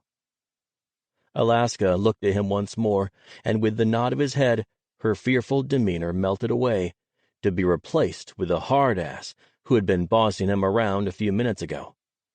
"So, you think I'm just going to agree to the mob's torture?" She pumped the shells into place before leveling it at the two of them, holding the long gun with confidence. "You have about 3 seconds to get the fuck out of my house, or I'm going to fill you with lead shot." "You may be able to take out one of us, maybe, but that still leaves the other," Tony leered. "I may not take you both down in one shot, but lucky for me, this holds more than one shell." A smile curled the corner of Alaska's lips. And I have backup. Joey took a step forward, wrapped his arm around Tony's shoulders, and dragged the slim, silver blade across his throat. Blood sprayed from his jugular, covering the walls in crimson red that he knew would soon turn a dark, almost black color as it dried. Pride swelled in his chest for the woman in front of him. She hadn't cringed or faltered in the slightest when the blood of the now dying man had hit her in the face. No, the woman he'd chosen to go to bat for all those months ago, the woman he'd been watching and protecting from his boss, had way more spunk than he'd given her credit for. Your turn, Alaska rumbled before moving her finger the slightest bit toward the trigger. Wait! Crocker looked over his shoulder and put his hands in the air as he took a step away from the duo. I didn't have a choice. I had to go along or I was going to be dead. You know I'm loyal to you, Joey. Prove it. Joey made a show of wiping the blood from his blade onto the discarded hand towel he'd picked up. Do you have your phone? I texted you, tried to warn you of what was going on. I sent a message. Crocker spoke rapidly, but there was a firm tone behind his voice. Don't fucking move. Joey didn't take his eyes off the other man as he pulled his phone from his pocket. Sure enough, there was a text telling him what was happening. Putting his knife back in the sheath, he gave a nod. Okay, I believe you. Are you fucking kidding me? Alaska questioned, her eyes going wide. You get a fucking text and suddenly everything is okay? Everything isn't okay, but I have bigger shit to deal with right now. Joey looked at the blood splattered across the room and all over Alaska. First thing that needs to happen is you need to change before Crocker takes you to a safe house. Excuse me? Alaska asked, dropping the gun for the first time so she could put her hand on her hip. You guys have some shit to figure out. I'll be in the car. Crocker left the silent room as quickly as he could. As soon as he was out of sight, Joey turned back to Alaska. Put the gun away and go get changed. I have stuff to get done, and you can't stay here with this mess. I don't know who the fuck you think you are, but you don't get to dictate what I do. I'm a grown-ass woman and can do as I damn well please. Now get the fuck out of my house. Stop and think before you do something that you're going to regret. Does it shock you that I see the intent in your eyes? Get out of my house. She started to move the butt of the gun back to her shoulder, pausing when he spoke again. Think before you threaten me with that gun. You will not like the consequences of that action. Defiance clear on her face, Alaska brought the gun up and leveled at his chest. Get out. That was all the further she got in her demand before Joey moved. With the palm of his hand, he pushed the barrel of the gun so it wasn't pointed at his person and stepped into her personal space. You were warned. He pulled the gun from her hands a second before fisting her hair and pulling her head back. You don't get to go all Annie Oakley on me. Now you get your ass beat, and then you will do as you're told. She fought him, dug her nails into the back of his hand and kicked out at him. He didn't fucking care. He'd warned her, and he would be damned if a little yoga sprite was going to fuck up the future he had planned for the family. He marched her through the bedroom and went straight to the bathroom. Sitting on the counter was what he was looking for. Picking up the hairbrush, he spun it in his hand and smiled at her. This will do. The fuck it will! Alaska grabbed a hold of the door frame as he steered her back to the bedroom. You're not hitting me with that. Hitting you with it? No. Spanking your ass with it? Abso-fucking-lutely. He didn't pry her hand off the wood. There was no need for that. He simply pulled her hair tighter and waited her out. He wasn't hurting her or causing any permanent damage, but there was enough force behind his grip that her fight wasn't going to last long. With an extra little twist, her hands went to her head, and a swear fell from her lips. That's what I thought. No, I'm not consenting to this." Her choice of words had him pausing. "You're in the lifestyle?" "That's none of your fucking business." "That's a yes." Joey pulled her in front of him so he could see her eyes. "You were warned. You were told you would be punished if you did something threatening again, and you did it anyway. This was your choice, Annie. Your doing. I'm simply picking up the challenge you laid down. But now you want out of it. Why? Because I'm following through?" "I didn't consent." "And I didn't wake up this morning planning to kill a man I've known my whole life. Shit happens. And, unfortunately for you, I am about to take over as the head of a motherfucking mafia family. And I can't have the news get around that I let a little woman get the better of me. You're taking this punishment, and you will wear your marks with pride because you should. Fuck, I'm damn proud of you and what you were able to do today. But you officially were put under my protection when I killed for you." "Fuck you." Joey tipped his head to the side as he sat on the edge of her bed. "Seeing as you are still able to talk, are not paralyzed with fear, you're a motherfucking black belt and you haven't used the safe word, you're getting your ass beat. Unless you do one of those things in the next, he looked to his watchless wrist. "About 30 seconds. He sat there, his fist still in her hair, letting her glare a hole into his head, and waited the allotted time. Waited for her to take him out with a move of her skills, or to stop him with a safe word that had somehow become theirs. Say the word, Alaska Jane. The fucking brat pressed her lips together and narrowed her eyes. "Fuck you, and the horse you rode in on." "So be it." As soon as he touched the button of her jeans, she tried to pull away. Joey enjoyed the half-assed struggle she gave. She wiggled and pushed against him before running her nails down his arm. "Enough with the claws, little hellcat. If you draw blood, I'm going to add more." "You have no right to give me any." "And yet, you still don't utter your safe word. Sandbox is all it would take. It would stop everything, for now." When all she did was slap him across the face, he glared at her. "You're just pushing all the buttons." He released her hair, made quick work of the button on her jeans, and yanked them down to mid-thigh. He would have liked to say that he didn't take the time to check out her gorgeous, deep purple lace underwear, or the way her naked mound peeked out from between the dips and weaves of the lace, but that would have been a lie, even if it was just a quick glance.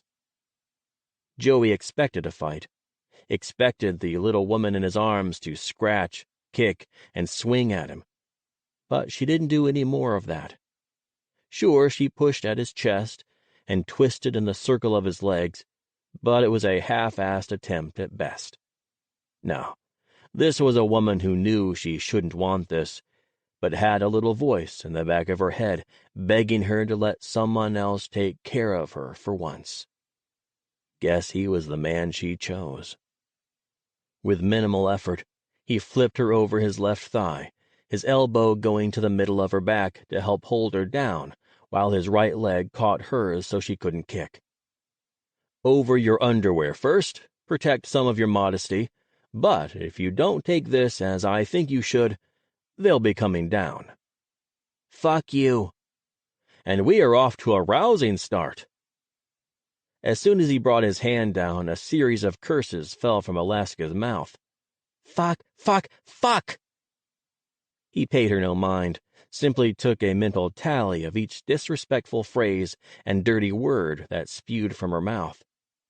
She would pay for them. After all, he had warned her.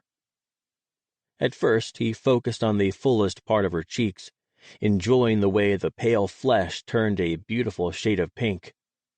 Swift through swats, landing with purpose and determination. There was a good chance that as soon as he finished this, she was going to make him pay for each and every punishing spank, so he was going to make it count. "Stop!" Joey moved to where the lace ended on the bottom of her cheeks as he spoke. That's not going to happen. You have this and then some coming. But what about Murphy? We need to go to her. Please, stop. He paused long enough to glance at his watch. We have at least another hour before I have to head back. We'll be finishing this out. As he finished talking, his thumbs slipped into the side of her panties and pulled them as far down as the hold he had on her would allow. Fuck. The glistening of her sex was perfect. Fucking perfection. Bare pink flesh peeked back at him, the soft lips pouting, begging to be touched. And there was his cock, right on time, drilling into her hip. But you said... Alaska looked over her shoulder, her hair coming loose of its tie and covering her face. You said you would let me keep my underwear. You conniving fucking liar. I said that I would let you have your modesty, as long as you took your punishment with grace. Does swearing a blue streak and calling me every name you can think of meet that criteria? He gave her a few seconds to contemplate her answer. I didn't think so. Ignoring the mumbles coming from the draped form that lay over his lap, he used one hand to work the belt around his waist loose and slide it from his loops. There it was, the confirmation he had been looking for. The clenching of her core indicated that her body wanted this, even if her head was screaming that she didn't. Well, what are you doing? I think you know. I'm pretty sure I need to hear you say it. Her sex was weeping now more than it had before, but he knew her brain needed time to catch up with her body, so he indulged her. I'm getting ready to whip your ass with my belt. You see, you pointed that gun at me, and no one gets to do that without ramifications. Honestly, you're lucky that a whipping is all you're getting. Then you'll be done? You'll let me up, and we can go check on Murphy? After you take the licks you're owed, I will let you up, and then go deal with all things Murphy. Wait, what? This time Alaska turned to him as much as he would allow and awkwardly shoved the hair from her face. You're going to go deal? We are going to go deal with this. Absolutely not. You don't get to tell me no. You're not my boss. You have no right. Joey looked pointedly at the naked ass that still lay over his legs, waiting for the kiss of his belt. Are you sure about that? That's not the point. I'm submitting to this. I will not back down with helping my friend. I will not submit to you on that. He searched her face for a few seconds before nodding his head. Fine, you can come with me. But you will do as you're told, when you're told, no questions asked. But I'm not arguing with you. Joey laid a few licks of the leather across her ass. If you go with me and you put yourself in danger, I am going to make this whipping look like love taps. Do you understand me? When she didn't answer quickly enough, he started in on her ass again. Hard lashes fell, striping her flesh a gorgeous red that quickly turned pink. Okay. The lashes slowed and then stopped, allowing Alaska to take a few deep breaths. I'll keep myself safe. I promise. When she started to push from his lap and didn't get anywhere, she looked at him once more. Can I get up? No, your punishment isn't over yet. But you belted me already. Those were to show you what would happen if you disobeyed because I cannot put you at risk. Fuck, the only reason I'm allowing you to go with me is because I'm worried if I tell you no, you will show up anyway and be in even more danger. Now we are going to finish this punishment. Helping her to her feet, he moved her around to face him. I want to lay you over the edge of the bed. Can I trust you to stay where I put you, or do you need me to hold you down? You could just stop now. Shaking his head, he spun her back around and pushed her over the bed, ass high, sex peeking out from between her thighs.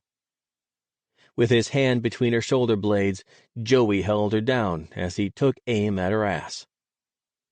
20. I'll hold you down, but if you wiggle your ass and make me miss my mark, that's on you, Alaska." He didn't wait for her to answer. There was no need for a response. Instead, he laid the leather across her ass. It wasn't a love tap, but it wasn't as harsh as the ones he'd given her earlier. He intended on sticking to his word. If she put herself in danger, the punishment for that would be much worse. Chapter 12. The cold wind against his face had it feeling like pins and needles were piercing his flesh. He should have taken the face shield he'd been offered, but his stubborn ass had refused. Cross was at the back of the pack of motorcycles. He'd not been given a choice. The other guys were worried he'd go in guns blazing and take out anyone in his path. They were not wrong. If he hadn't had the two guards at his side this whole ride, with the orders of taking out his bike if he tries anything, he would have ditched the horde of bikes miles ago and already been at the house. But that wasn't how things were done. There were rules and expectations that were to be followed. Just because he was fucked over doesn't mean he's going to do the same to them. Looking around at a sea of black and chrome, Cross took in the familiar sight. That was his home. The men on the bikes were his brothers, and the women waiting for them at home were just as much his to take care of as they were theirs. Then why did he feel like he was lost? He caught sight of the man behind his disconnection. Penn was at the front of the pack, leading the way into battle as a good leader does. Good leader, my ass. Cross tightened the grip he had on his handlebars as he glared daggers into the other man's back. He was struggling. He didn't trust the man that was currently leading him into battle, but knew it was the only way to get his girl back. Fuck. His Murphy was alive. He still hadn't been able to wrap his head around it. She'd been right there under his nose the whole fucking time. The thought had his eyes moving back up to the matte black bike, and the man straddling it. How the fuck was he going to forgive the fucking asshole? Beat the shit out of him? Call for his place in the club? Go after what he loves? No, none of those would work. Cross wasn't about that eye for an eye bullshit. No, he was going to have to walk away. There was no forgiving what he had done, and honestly, he wasn't sure he believed that none of the other guys had known about it.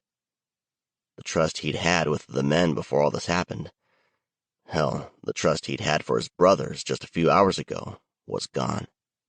The bikes around him started to slow, the roar of the motors softening and pulling him out of his head. They were a few miles from the house, so it was time to make sure everyone knew their roles. When they finally came to a stop, Penn climbed from his bike and turned to address the crowd. "Remember, we're here for backup only." Cross's blood boiled. He didn't fucking like this plan, but what could he do about it? He was a fucking pawn in this game, and always had been. "You expect Cross to just sit back and allow them to do all the work?" Tink asked. His glare set to kill. "I don't think you get to make the fucking call on this one. His girl is in there, and you put her there. You want to challenge my standing?" Penn stepped up to the other man, head held high, determination clear on his face. "We're all here. You can challenge me or my position. It is well within your rights." Penn looked to Cross, waiting for him to give his opinion, and of course he was torn. Did Cross think the man standing before him deserved to lead the club? Fuck no. But this wasn't the time, and honestly, he wasn't sure if he cared anymore. Right now, Cross looked Penn dead in the eyes. "I need my girl back. She was taken from me, and now is my chance to get her back. I just need her safe, and if this is how I get that, then I'm good with it. For now." Penn nodded, and strode back to his bike, giving their club president his back for the rest of the orders. Cross didn't pay any more attention to what was being said. His head was too caught up in the fact that his girl was only a few miles away. He was going to be holding her soon. The feel of her in his arms. His cock twitched as his mind turned to sex. Fucking thing had a mind of its own. Cross! Looking up, Cross saw that Penn was just a few feet in front of him, clearly waiting for an answer to a question. He didn't give a shit if he'd been coming off rude for these last few hours. All respect he had for the man, and the men that stood by his side, was gone. Yeah? I need to know if you're going to follow the plan. Don't want your number one pawn going rogue. Penn took a deep breath. You either give me confirmation, or I get men to stay back with you and make sure you stay out of the way. I will not have this thing going south and putting everyone, including your girl, in danger.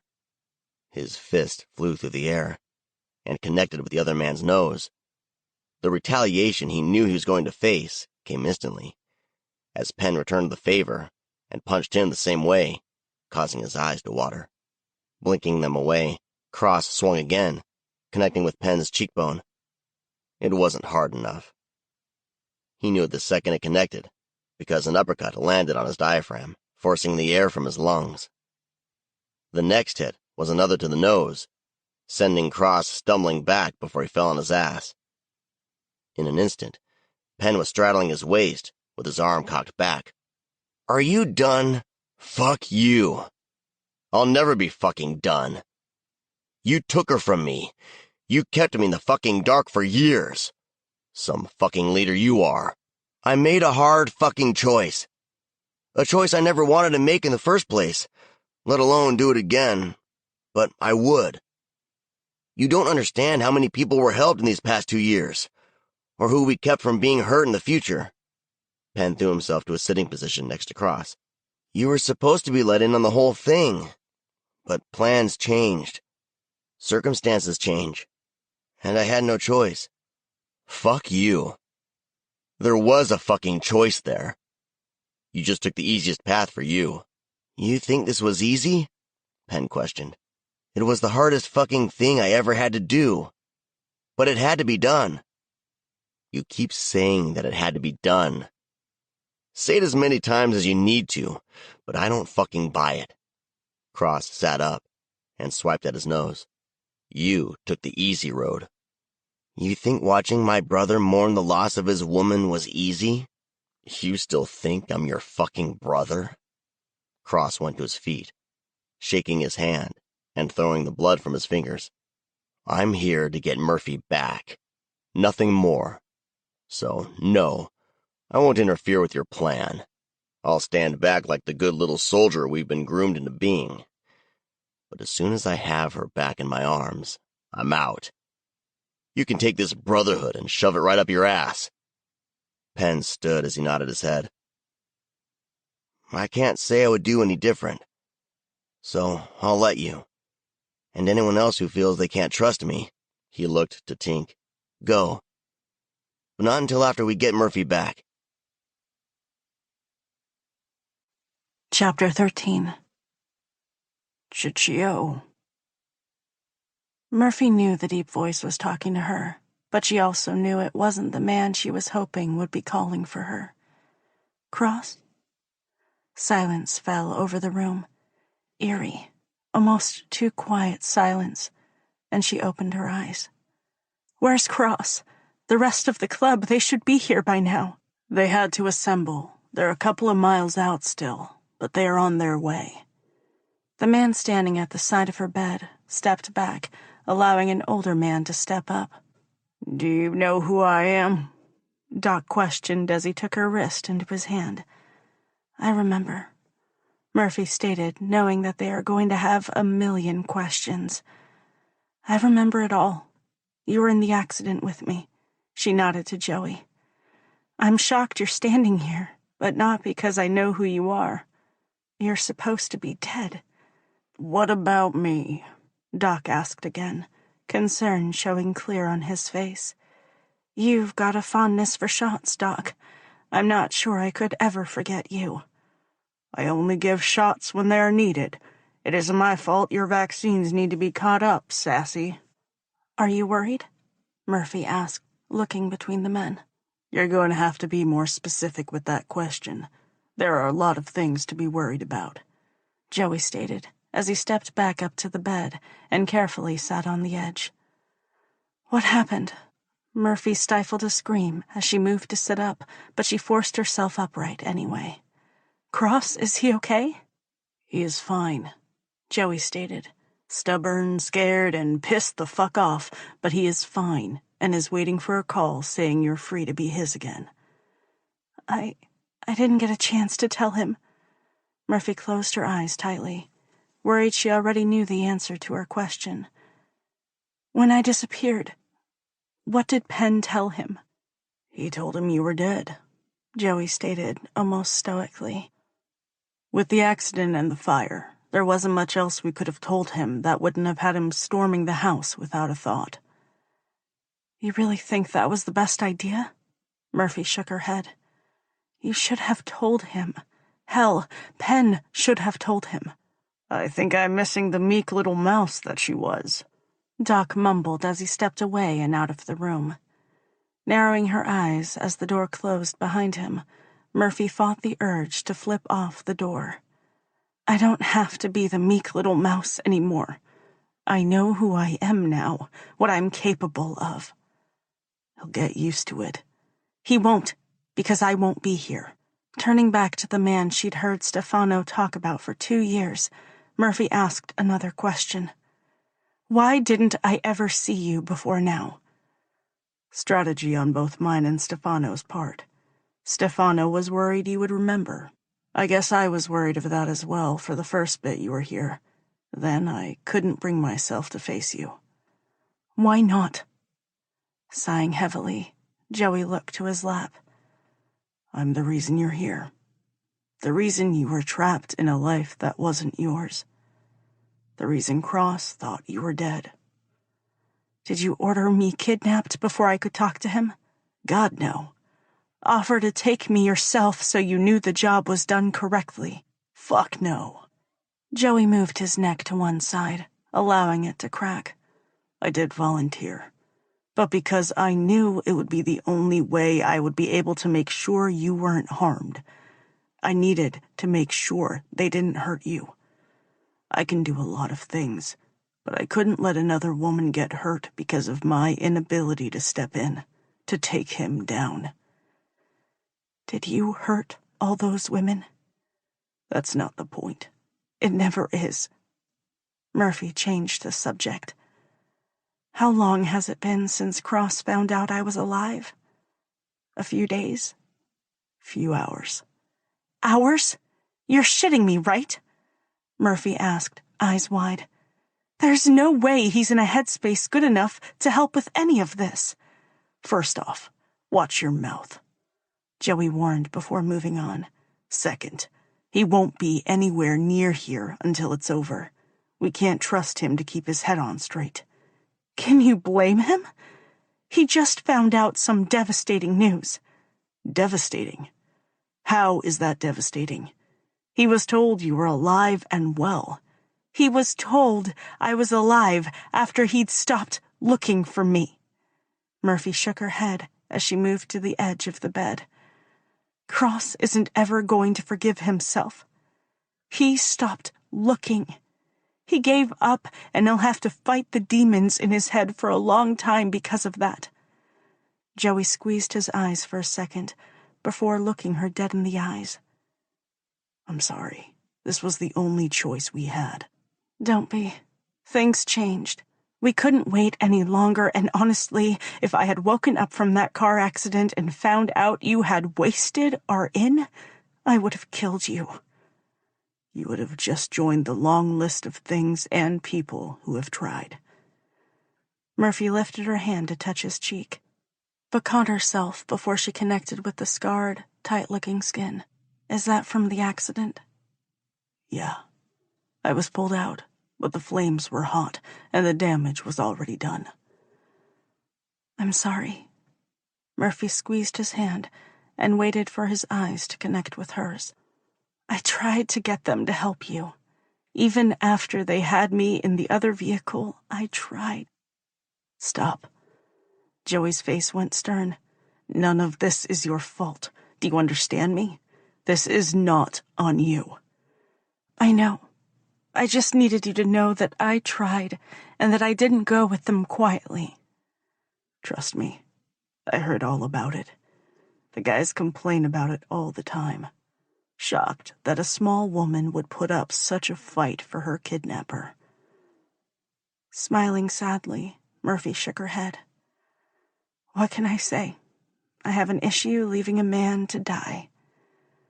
With a deep breath, she gave herself a slight shake, pulled her hand from his, and changed the subject. How's Alaska? Fine. Joey huffed a laugh. A little sore, but good. She's here and safe. So now what? Murphy studied the man across from her. What's the plan? The plan is to topple the hierarchy. Murphy tried her damnedest to hide how sore she was when she walked behind Joey into the dining room. Knew it would only give him satisfaction knowing she was hurt, that she'd learned her lesson. Her blood rolled with the thought. She hated the person she had been with him. Hated how much he had been able to change her. How meek she'd been with him. She'd promised herself years ago that she was never going to be meek again. And she'd failed, miserably. That ended tonight. You remember the plan? Joey asked from his position in front of her. You mean the one where I have to act like the meek little woman he's always had? At his nod, she continued. Yeah, I remember. What about the rest of it? A smile curled her lips. Yeah, I definitely remember that. Okay then, let's get this done so you can get to your man. Murphy took a deep breath before she nodded for him to open the door. As soon as he did, her mask fell into place and the meek wife was there at the forefront. Doc and Stefano already sat at the table, neither man speaking nor looking at the other. But both of their eyes went to her. Stefano's were still full of anger. Doc's thinly veiled concern. The rest of the long table was also full. Various members of that family sat around the heavily scarred wood. Nice of you two to join us, Stefano grumbled. Physically biting her tongue, Murphy dropped her eyes and moved to her chair at the left of Stefano, making sure to let enough of her discomfort show as she took a seat. She settled and waited. Someone want to tell me why the hell we had to call this meeting right now? One of the men questioned from a few seats away. I didn't call it, so your guess is as good as mine. Stefano looked to Doc, who just shrugged. I called it, Joey said from his position behind his chair. He hadn't even bothered to sit. I walked in tonight to Stefano trying to kill his wife. Discipline is not killing her, Stefano growled, his fists hitting the table. What I walked in on was not discipline. She was bleeding, bruised, and you were so blind to anything but your sadistic satisfaction that you didn't see it. Joey looked away from Stefano, effectively dismissing him. That's why I called this meeting. It was proven to me in that moment that this meeting could not wait for tomorrow night. You hadn't told us what the meeting was for yet either. Another man muttered. Tomorrow night's meeting was to topple the hierarchy that is this family. Joey gave a nod to a man she hadn't noticed before, who turned and knocked once on the door that led to the kitchen. That right there was a signal of the beginning of the end. What the fuck are you talking about? Stefano questioned as he started to stand.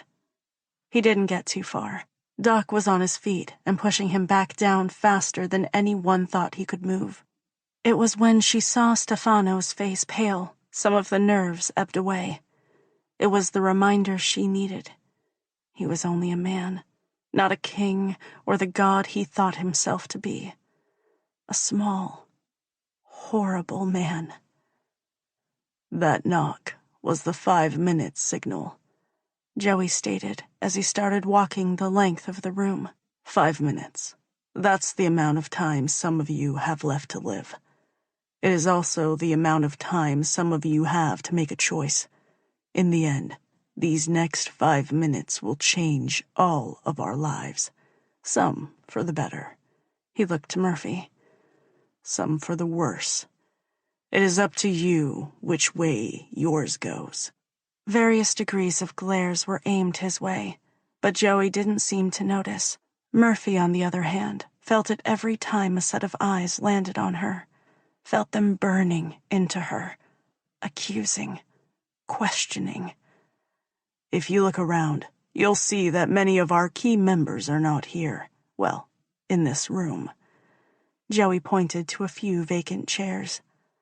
Those men have no need to be here. Those men have other jobs for tonight. Those men came to me asking for change. Those men are loyal to me, along with a few of the men in this room, as you can see. So, that's what this is. A coup. Stefano scoffed. No one is going to side with you. They are loyal to the family, and I am that family. I am the one who has sacrificed and bled for this family. One of the men towards the end of the table choked on his drink. Sacrificed? What the fuck have you given up for this family? That's enough, Diedrich, one of the older men admonished. No, Joey barked back. This is not a house of silence any longer. He's not even real family. The old man sneered a second before a deafening boom sounded through the room and his head dropped to the table, the pool of blood growing around it. Murphy's hands went to her mouth to muffle the scream that was already echoing off the surrounding walls. The old gray-haired man was dead. The hole in his head made that clear enough, but the unblinking eyes were a dead giveaway. Her eyes moved to Joey, who was putting the gun back in the holster at his side as he did the sign of the cross from his head to his chest. He'd shot him. No thinking about it, no hesitation. He'd simply shot the man point blank. It should have terrified her, scared the shit out of her. But it didn't. Yes, she'd screamed, but she didn't fear the man standing before her. No, she trusted him with her very life, and the killing that had taken place was just as much to save her life as it was an end to his. What the fuck, Joseph? Stefano yelled from his chair a second before, looking over his shoulder to Doc. Are we just going to let him run us into the ground? You're going to stand there and let him kill this family. No, I'm not letting him do that. Doc shook his head sadly. I learned my lesson the first time I allowed that to happen. And when was that, Doc? Joey asked, as he pulled a hanky from his pocket and wiped the splattering of blood from his face. When I allowed Stefano to convince me he was taking the family in the right direction with his human trafficking. Doc stepped away from the man he had previously been guarding and looked to the other men in the room. I can tell by your faces that some of you didn't know how Stefano had been doing business. I can also tell by some that they are very aware of how he was doing it. Joey gestured to the dead man. He knew. In fact, he was the man who Stefano took the idea to first. Not only that, he was a bigot, and I will not have that shit under my new order. This time, Stefano did stand, his fists pounding against the table as his face reddened in rage. Your new order! What else did you think this meeting was for? Joey questioned, his face not giving away a thing. Did you think this was only to address the way you've been treating your wife? Murphy felt the eyes around the room land on her. This was the plan. Joey had told her this is how it would go. But she hadn't been prepared for the way it would feel. Murphy. The oldest man among them spoke. He reminded her of her grandfather, a loving old man who she had no doubt could still knock the young men of the group down a peg or two with just a few words. Murphy, has he hurt you?" Swallowing hard, Murphy met the elder's eyes. "Do you mean other than his insistence that I don't try to get my memory back? Or his original crime against me?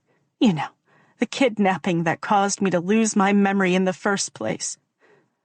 Murphy watched as the eyes that were all on her just a second ago swung to the man at the head of the table. "Or do you mean the physical abuse I've endured?" Slowly, Murphy stood and turned her back to the table. She then pulled the straps of her dress off her shoulders and allowed the loose-fitting garment to fall to the floor, leaving her naked. Gasps, swears, and the sound of fists hitting the table filled the room. This goes far, far beyond what I had consented to as part of our dynamic. Murphy bent to pull her dress back up her body before she turned to address the room. This was his anger, his hatred, his unchecked control, and it is partially your faults. She watched as varying emotions played across the faces of the men. Guilt, anger, annoyance. But the one that grew most was hatred. And that emotion crossed their features a second before they looked to Stefano. "He did this to me. But you allowed it to happen." "Now hold it right there. I didn't know this was happening. How was I supposed to know he was doing this to you? And who am I to stick my nose in another man's marriage?" Another man spoke up. "Tell me one thing. Where did you think I'd come from? One night he was single, and then the next he had a woman in a coma in his house." Murphy pointed at the man. "You see, I remember. I remember the conversations you had with Stefano while at my bedside. How you told him that this could not come back to make trouble for the family. How you would allow him to do a lot of things, but you wouldn't allow him to harm your name.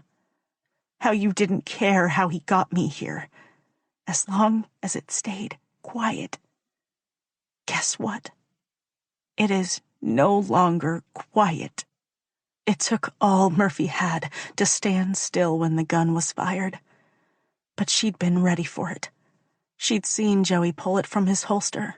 Looked like the old man should have been paying a little more attention as his body slumped to the side with his mouth hanging open. "Is this an execution?" The man who reminded her of her grandfather asked, his face an emotionless mask as he looked at Joey. "Not for everyone, no," Joey responded. "But I won't hesitate to take anyone out that I feel is a threat to this family." "Why isn't Doc dead?" Diedrich questioned, eyeing the old man. "He knew of the trafficking. Why is he still living?" "Because when he found out, about 2.5 years ago, he came to me." Joey turned to Stefano. "He had no intention of telling anyone else of your side business. But Doc walked in on a conversation, and Stefano had no choice but to bring him in on what was going on. I should have shot him on the spot," Stefano sneered. "You really should have, because that was the night I decided to stop being your second-in-command and start working towards my rightful place as the family head." Joey moved to the end of the table. "It was also the night I discovered your obsession with a rival family's daughter, your botched deal with her mother to marry her, and the resulting obsession with her. You should really learn to hide shit like that better, especially if you're the head of a family like you were." Stefano corrected fiercely. "I am the head of this family. I earned this place. I fought for it. I am this family." "That's where you're wrong. You see, when you cheated your way to the top, I was young and scared, too scared to tell Uncle Tony of the nasty ways about you." Joey sneered as he pulled the chair at the end of the table out and allowed the lifeless body to fall from it. Holding Stefano's eye, Joey took the seat directly across from him, formally announcing his stance against the current head of the family. It was Murphy's time to speak. Your second mistake was thinking that just because I didn't remember cognitively, that I wouldn't remember at all. Not bothering to take his eye off his cousin, Stefano barked an order. Shut up, Murphy. I will deal with you later. No, Stefano. You will never deal with me again. Murphy smiled when he finally glanced her way. You underestimated me. You thought I would just meekly do as I was told, and that the personality I had before would stay a thing of the past. But you were wrong. The person I was before, no, I am, has always been here, hasn't she? Tell me, when was the first time you saw it? When was the first time I made you pause and think? Made you really wonder if I was faking it? There is no way. No, I would have noticed if you were faking. You weren't faking. Stefano looked between her and Joey. No, it was too real, too genuine. You're right. I wasn't faking it. But I remember now. Murphy took a step back as Stefano pushed his chair back. In fact, you want to know the exact moment I remembered who you were? Who I was? It was when you were dragging me off to your office. It reminded me of a time I had pissed off my father. I dared speak my mind, and he'd grabbed me, much like you did, and pulled me to his office for a beating. She scoffed. He was much like you in that, hiding the abuse, calling it love and discipline. The both of you are monsters. Yet, your father wouldn't stand by the deal I made with your mother. Stefano moved towards her, taking slow, deliberate steps. He said a real man, an honorable man, goes to another man to make a deal, not the wife. He has a point, one of the others mumbled from their seat. Stefano, if I were you, I would stop where you are. Joey motioned to one of the men at the door, and it opened. I have a feeling you're not going to want to be any closer to this door or the man coming out of it than you have to be. Through the door stepped a stunning redhead, Alaska, and Penn. At the sight of him, Murphy's heart ached, and she longed to run to the first real person she'd seen from her past. But she knew that couldn't happen. She knew that the sudden movement on her part would put an end to this meeting before it was time. So, she settled for a single spoken word. Penn. Hey, darling. Penn smiled sadly before turning back to the men at the table. Stefano, I'm going to guess you recognize your own merchandise. What did you call her again? Number 212. The woman held up her arm, displaying the number tattooed into her skin. You even permanently imprinted it on me, so you wouldn't forget. Murphy heard the shake in the woman's voice, but that fear didn't show anywhere else. Not in how she held herself or her expression, and aside from occasionally having to shift, she stood tall. They don't call me that anymore, she finished, swallowing hard. I have a real name. What's that, club whore? Stefano sneered. After all, they did buy you from me. It's only fair they get their money's worth. Corey. She spoke the name with determination and pride. Seems like the perfect name for the whore I found on the street corner. Stefano looked to Penn. Enjoy that one. Murphy watched as Penn fought his need to kill the man, but they all knew that wasn't in the plan. You see, gentlemen, he is putting the family at risk. If she is willing to talk and help us, what about the other women he's sold? How many of them have pointed the authorities back to us? Joey looked from man to man. He's been doing this for years, making irresponsible choices. If he is willing to be this stupid, who knows what else he has done. "We need to know what you want, boy," one of the men stated. "What are you wanting our permission to do?" "You misunderstand.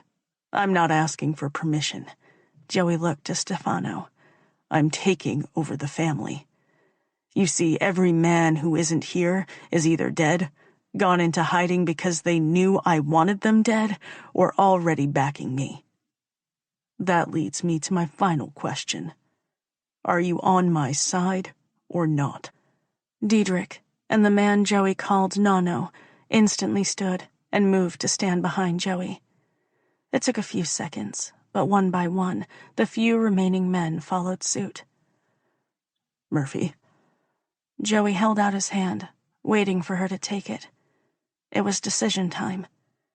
She'd moved with every step Stefano had taken towards her, so she was only a few steps away from the man. But she hesitated. Joey had told her that it was up to her, explained that this one was hers if she decided to take it, said he would make sure that if Murphy did choose that path, that the consequences would never touch her. And she believed him. "It's your choice," Joey reminded her. "You do what you think you need to, but know that no matter what decision you make, each one of them comes with their own nightmares." Nodding her head, Murphy moved to join Joey and the other men. It was time for her to go back to her life, despite the voice screaming in the back of her head. Her fingers brushed Joey's as her arm was yanked back and she was pulled against Stefano's chest. Each of the men in front of her moved their hands to their holsters, ready to grab their guns and defend her. But Joey held out his hands and motioned for them all to stand down. "No one move. I have coveted you for so long, and now that I have tasted you, I crave you." Stefano whispered in her ear. "I will not go back to a life without you. I will not go back to coveting you." "Let her go, Stefano," Alaska ordered. Murphy didn't pay her any mind. She knew her friend wouldn't like this, knew she was going to struggle with it, but it needed to be done. It couldn't end any other way than with her in his arms. Stefano wouldn't let it. "You're not going to have to," Murphy whispered back, leaning into her husband, allowing him to take her weight. Stefano's hold on her loosened, and he buried his face in her neck. "I love you, Murphy." "And I damn you, Stefano." As she spoke, she lifted her leg and pulled the gun from the holster that was affixed to her lower thigh. Releasing the safety, she pressed the barrel to his ribs and fired. Murphy got 3 bullets into him before he fell away from her and landed on the carpet with a soft thud. Murphy felt it, the wet warmth of the blood that covered her back. But she didn't pay it any mind, as she turned and crouched to address the dying man at her feet. "You kept me from living my life. You kept me from loving the people who truly cared about me, and for that, I damn you." Stefano's attempt to talk resulted in a sickening gurgle as blood bubbled from his mouth. "I do have to thank you also, because if it weren't for you, I would not have met Alaska, and I wouldn't have known how strong I really am." Murphy straightened and turned to walk away as a clammy hand landed on her foot. It was easily shaken away, but she spared one last glance over her shoulder. "You fucked with the wrong O'Carroll." Epilogue. Walking out of the house was different for Murphy that time. It was the last time and the first time all at once. She would never go back. Never have to tiptoe down the hallway again. Never be expected to be the perfect wife to her pretend husband, and never again fear the unknown of her past. As far as firsts went, it was glorious. For the first time, she was walking out with her head held high. She knew who she was, and she knew where she was headed. For the first time in 2 years, she was Murphy Louise O'Carroll again, and she couldn't wait to see where the future led her. Kiwi?